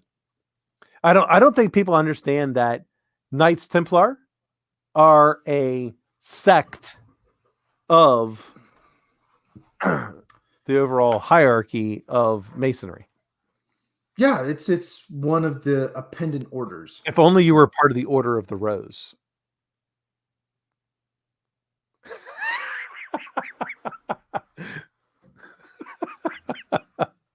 Will this get you disbarred? No, no, not at all. Well, and I'll tell you, man, it's kind of crazy because, like, I would never talk about something that would get me in trouble anyway. But because there's a lot to talk about. First off, while I do get a significant amount of views, it's not enough. Probably the people that are watching don't even give a shit about Knight Templar or any of that nature. Yeah. But no, man, because there's actually all kinds of cool stuff to talk about that aren't secrets. I mean, the secrets are actually pretty boring, to be honest with you. Like, it's There's not so much symbology. I mean, people that want to shit all over like Dan Brown's books. I mean, I got to tell you, the symbology in that and the thought provoking aspects of his books, which relate directly to Knights Templar, Order of the Rose, being a Mason, they're all there, right? It's quite compelling, and there's so much history involved in it. Yeah, man, there is. There's a lot of history, and so you can take it that way. There's a lot of esoteric imagery and symbolism in it, and you can unpack that and play with it. And some people find some meaning in it. But yeah, no Order of the Rose, or not by that name. Not by that name. Soon to be the Order of the Orchid. No, but what I was going to say is the crazy thing too is I don't really get to talk about it too much because with COVID, like, we didn't meet from March until like 2 months ago. We had like 2 or 3 meetings. Not even virtually? No, fuck no, man. You can't do that. Why not? You don't think it's secure? The Grandmaster of North Carolina doesn't think it's secure. And so you, having a doctorate in cybersecurity, were not able to convince them that it can be.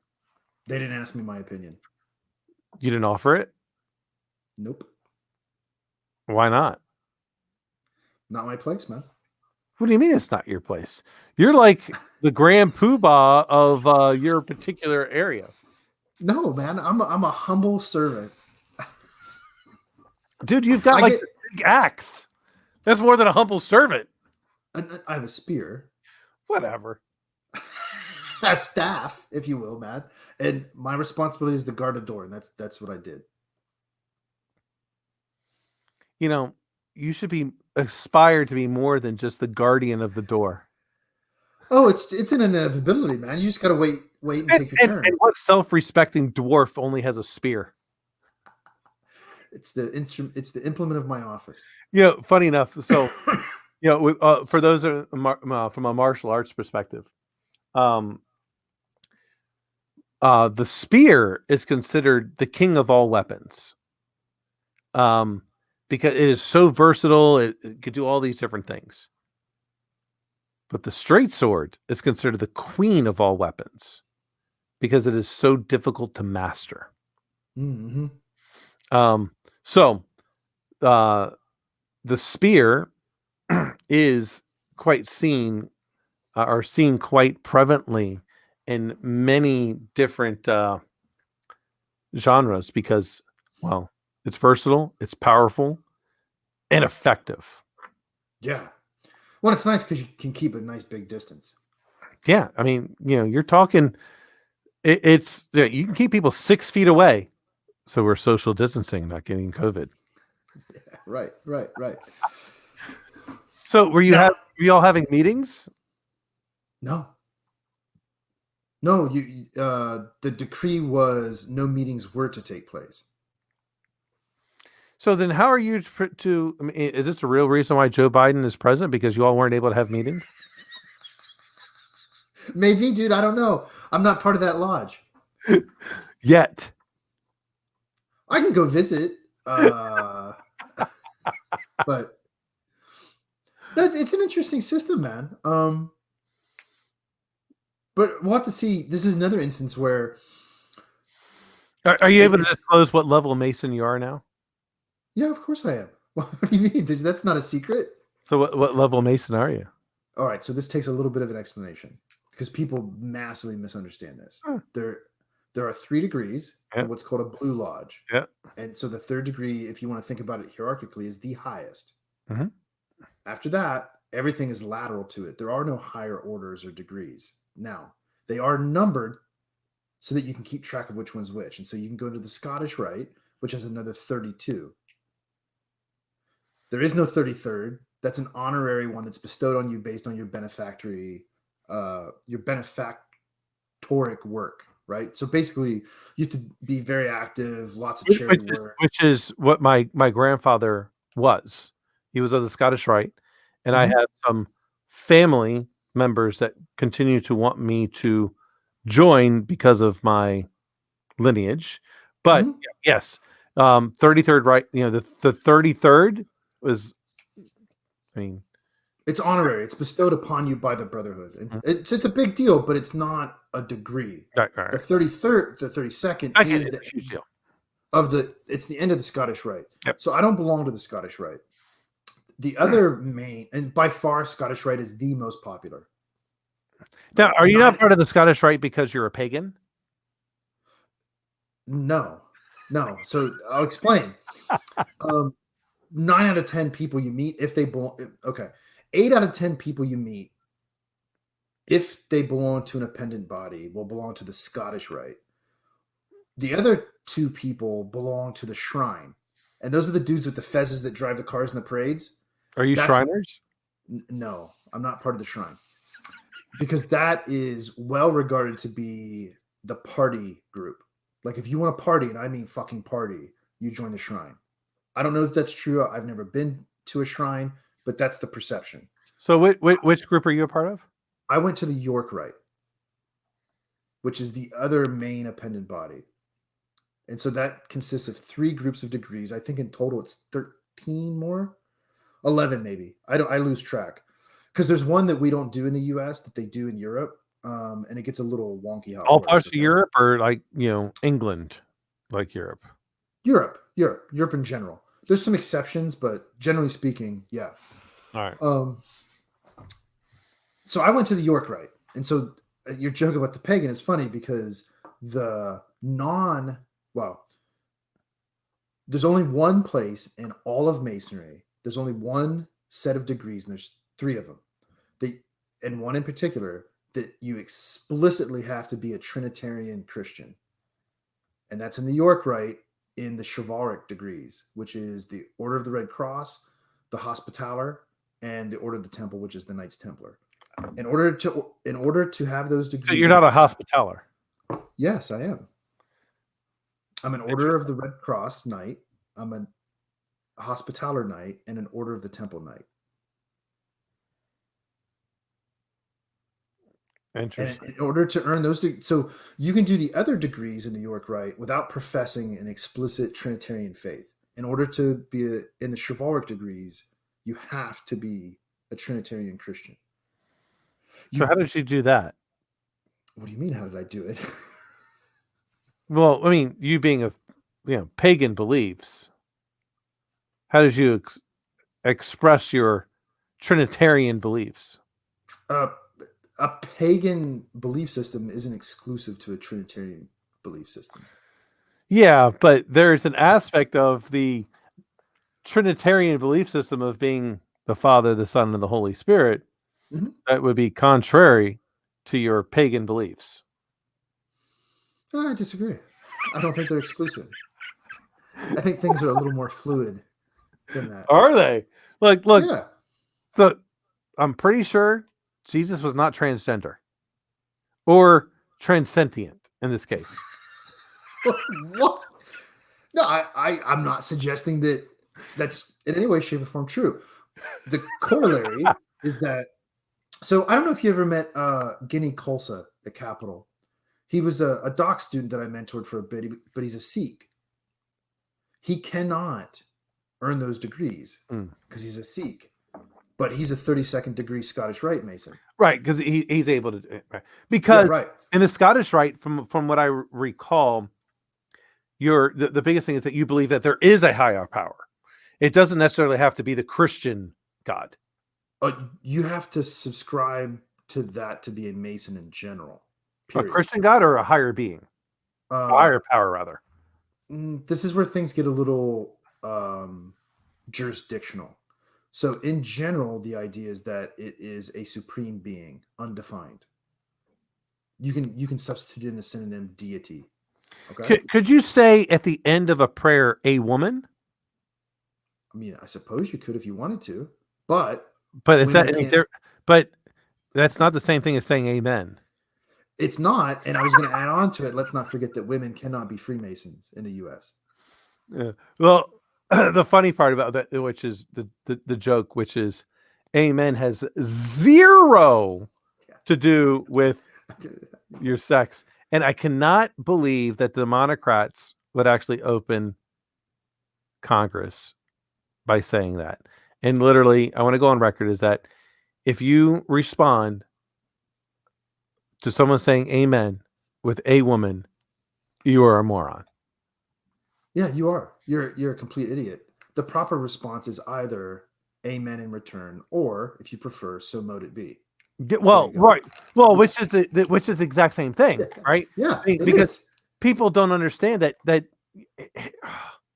it drives me absolutely crazy because it is not an English word. It is. No. It's Hebrew.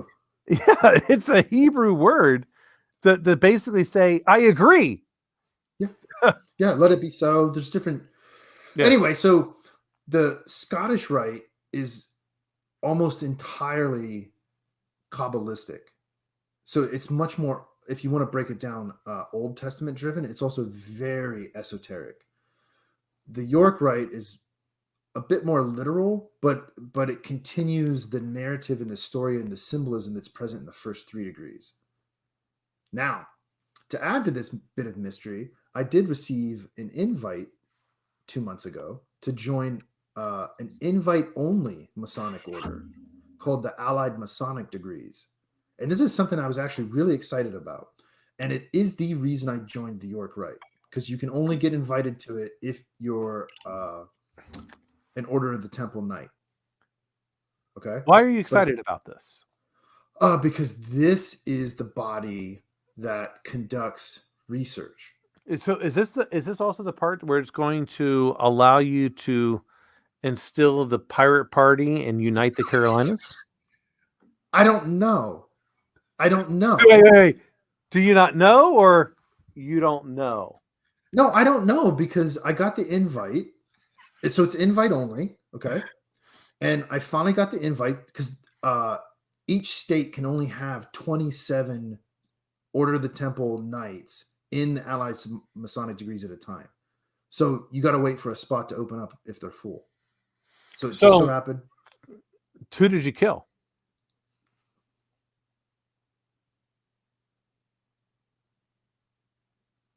I mean, it's just between you and I. Yeah. Okay, so it's invite only. It's one of those things where there's I'm not aware of a lot of this in Masonry. There could be more that I'm not aware of course, right? But there's a few subgroups that are invite only. Okay. And this is the main one that I was aware of and interested in because of what they do. This is the body that's charged with performing scholarly research within Masonry. So I have a natural interest in it, right? Of course. And so I get the invite. I'm like, yeah, fuck it, I'll do it. Let's go. I'm supposed to show up on a date and time, and then I'm not sure if it's going to happen because all the work got suspended again because of COVID. So why? I'm showing up anyway, for the record. I mean, yeah, sure. Why not? Right. What's the negative is it gets postponed. The positive is you get into this next section. Mm-hmm. But why is this particular sect of Masonry important to you? I think this is the place in which I can get around some people that get around in respect to what? All right, so to explain. So I go to my normal Blue Lodge as a Master Mason, and really the bulk of the discussion is how do we run the lodge and what bills need paid and what events are we hosting. That's really the extent of it. And so there's fellowship and brotherhood around that, but not everybody's interested in the same thing because Blue Lodge Masonry is pretty diverse, right? Because it's diverse by its nature. The York Rite being a little more specialized, you're around people that are of more similar interests to you. So it's a little more exclusive, right? And so that engenders the opportunity to have certain conversations that you couldn't have elsewhere, right? So I can't talk to somebody in Blue Lodge about things that are Knights Templar business because they're not Knights Templar. Okay. Sure. And so it's very similar. So for those who don't know, that when you work in the government, just because you have a top secret clearance doesn't mean that you can talk to other people with a top secret clearance because they haven't read into a particular program. Right. So in your case is, yeah, you all have top secret clearance, but you have a specific program, Knights Templar, that Blue Lodge is just Blue Lodge. So it's not Blue Lodge Knights Templar, it's Blue Lodge. Right. And so this is why those groups even don't meet at the same time. They're exclusive from one another. Yeah, I get it. Yeah. It's a lot of the same dudes, but it's not all of the same dudes, right? And so the Allied Masonic degrees contain another set of degrees. I don't know how many are in it, to be honest with you, because it's invite only, and I haven't been initiated to it yet. But there's more than one. I know that, and it's a more narrow group because there's only 27 dudes statewide, right? So I don't know how many dudes are in this area. It ain't 27. But anyway, do you think it's less or more? It has to be less because across the entire North Carolina. Wait, do they consider North Carolina a part of South Carolina? And maybe they're. Oh no. North Carolina, if it's not the most populous for masonry, it's in the top 3 in the nation. So this is, I mean, I'm going by potentially a false memory, but isn't the oldest Mason Lodge in South Carolina? It might be, yeah. For some reason, I want to think it's in Charleston. It might be. And I could be very, very wrong, so someone can at me with that. But masonry is quite popular in the South. Mhm. And there are so many monument-like structures that are, especially in Florida, that were created with Mason principles. It's Mhm. fascinating. Yeah, yeah. So I think North Carolina, if it's not first, it's top 3 in terms of number of Masons per capita. It would Anyway, surprise me. so the Allies Masonic degrees can only have 27 people in the entire state. And So so why 27? Is there that's an odd number. I don't understand the significance of that yet. because I mean it's not a prime number. So I mean I would imagine like if we went 29, that might make sense. But 27 is not prime, so I wonder why they chose that number. I don't know. I don't know what the significance of it is. I don't know, but I think other states have the same governing restriction or constraint. I know Allied Masonic degree by definition is restricted to X number of individuals. I think it's 27 across the board. I could be wrong. Anyway, not everybody in the state's coming to where I live, dude. It ain't happening. So there's less. But because they're part of those degrees, they're going to be interested in certain things that I'm interested in. And so what appeals to me about that is their charge is to work on enumerating the narrative associated with the esoteric symbols present in all degrees. All York Rite degrees, I should specify, not Scottish Rite, right? Because this is a York Rite affiliated body. And so I don't know, man. I don't know. Maybe those dudes get together and just fucking talk shit. I don't know. I've never been to one yet.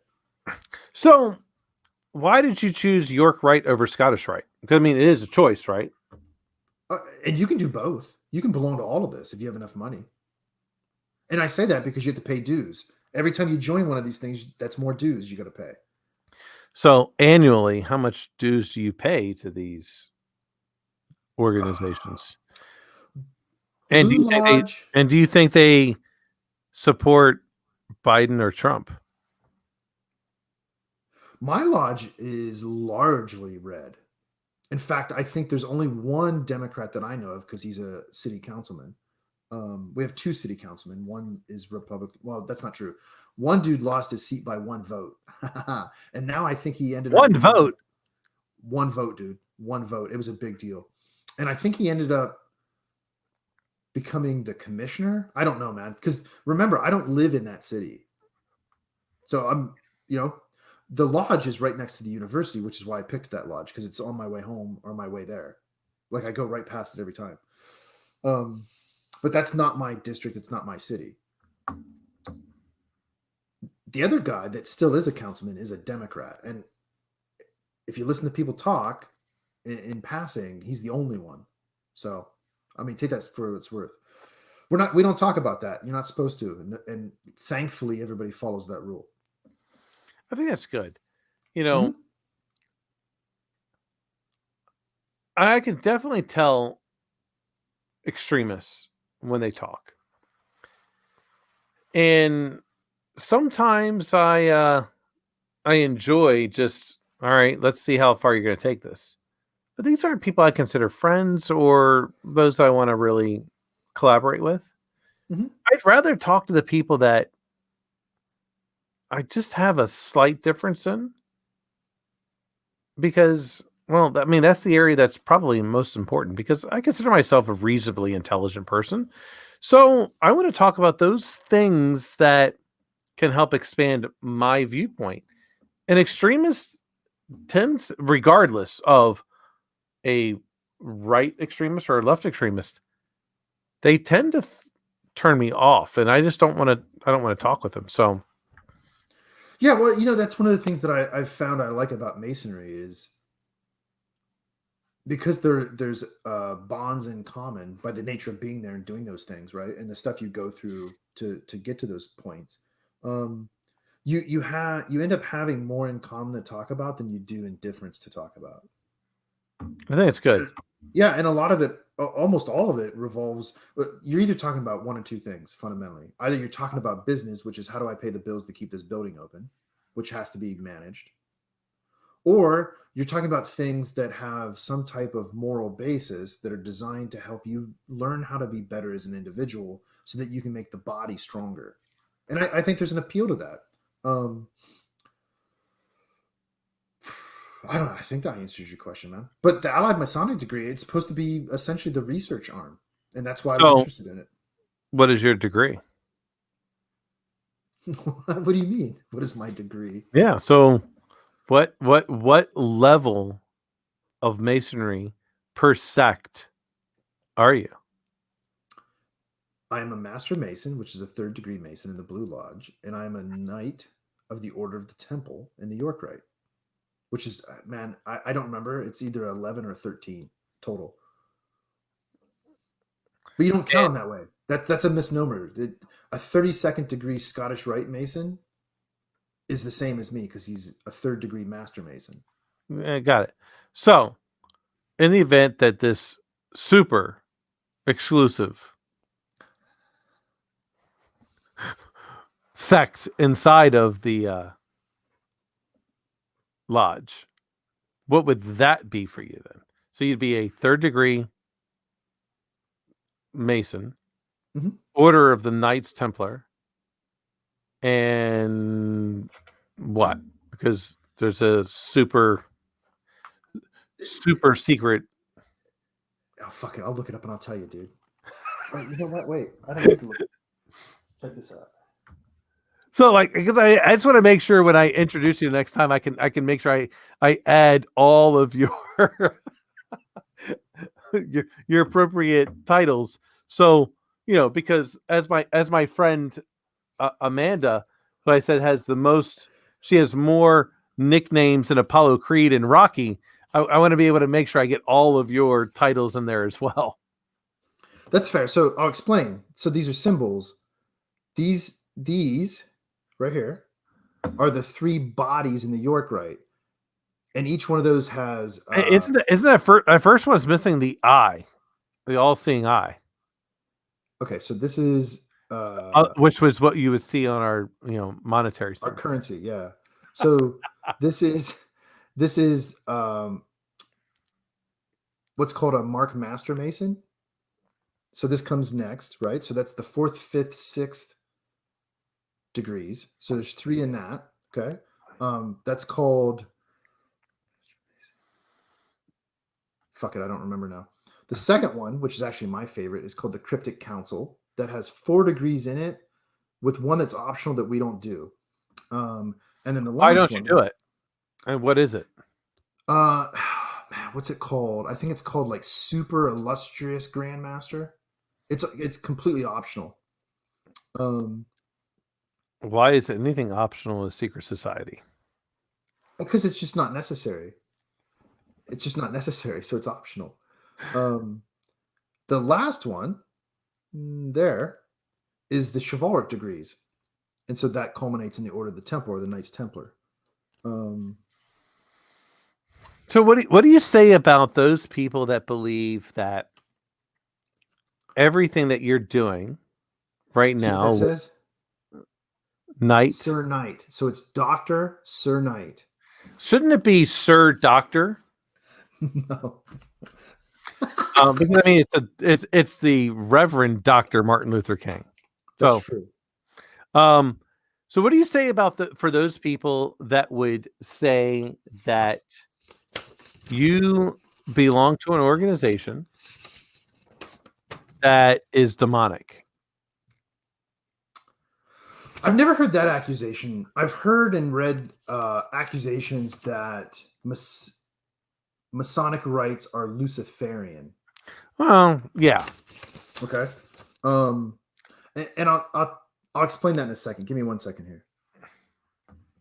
Okay, so I think this is correct. I could be wrong. I think the Allied Masonic degrees include the following orders or degrees. Okay, architect, grand architect, superintendent, excellent master, master of Tyre. So Tyre, like the biblical country, right? Installed sovereign master, So, installed do commander, you order believe of the they're going to change master out to a different title based on? No, this ain't like GitHub, dude. Master ain't becoming main.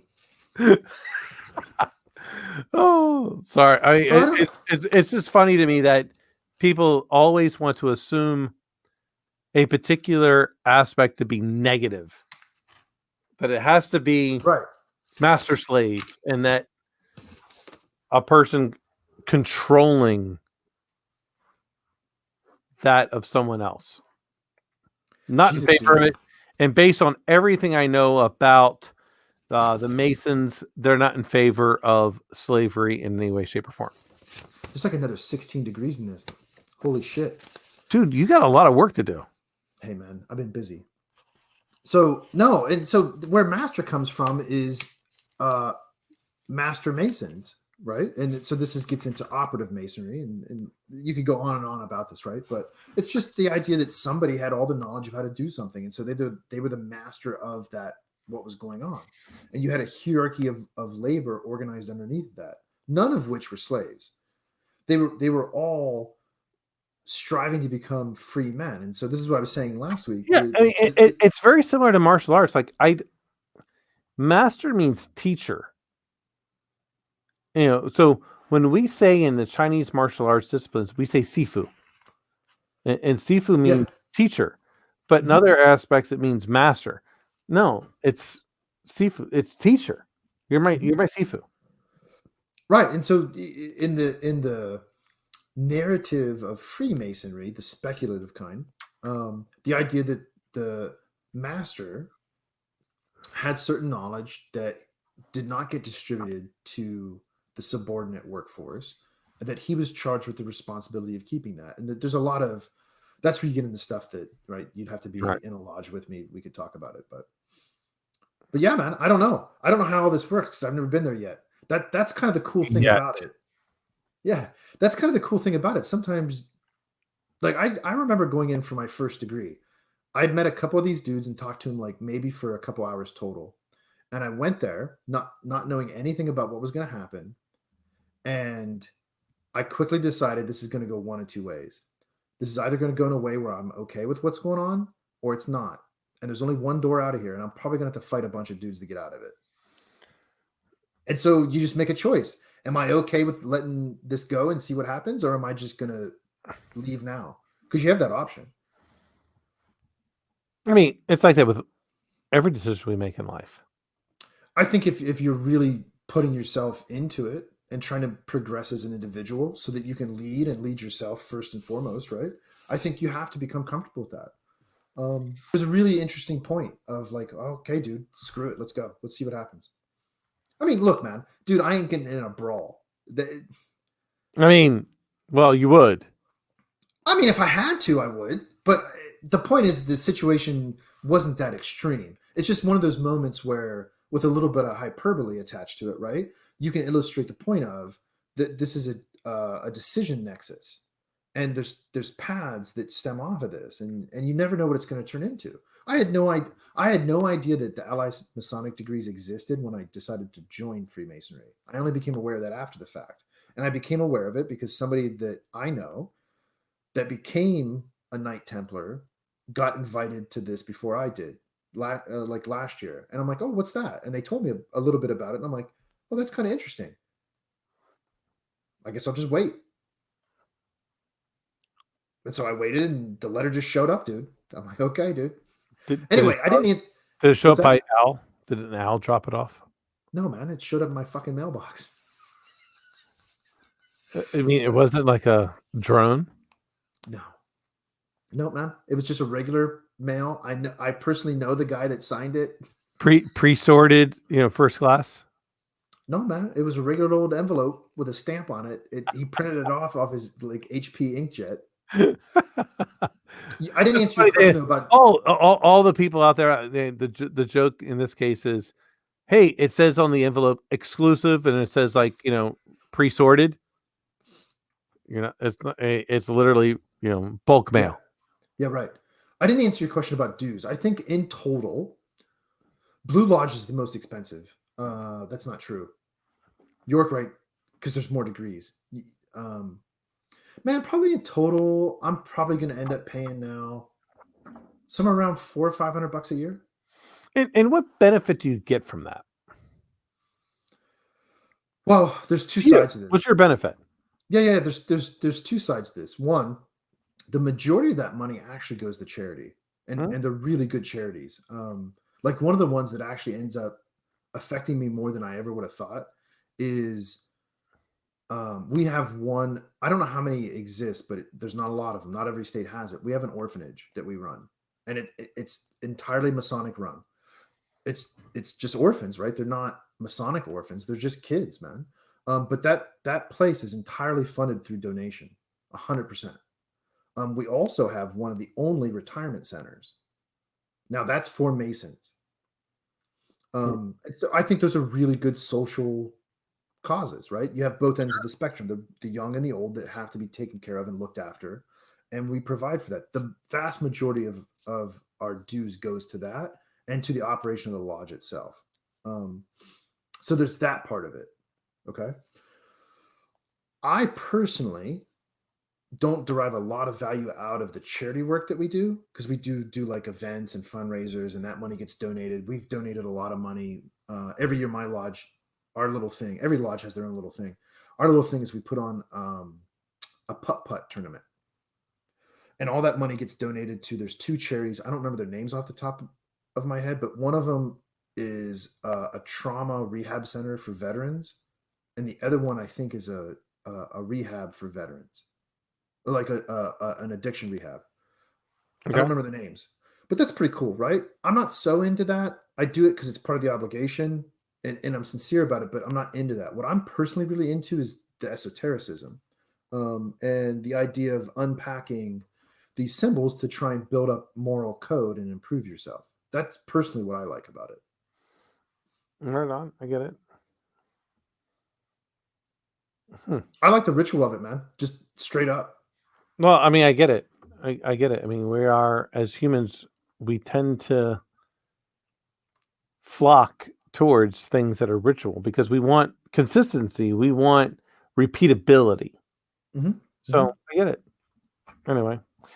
Well, that's probably a good spot for us to close out on. We've done a good 2 hours and 17 minutes. The Ninja, my friend, I appreciate you coming on again. I think we need to talk a little bit more about your secret society involvement in the couple episodes coming up.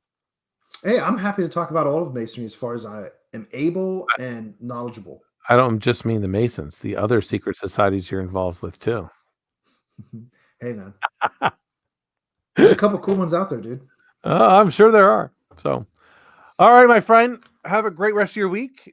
I will talk to you soon. Right on, man. Take care, everybody. Take care. Bye-bye.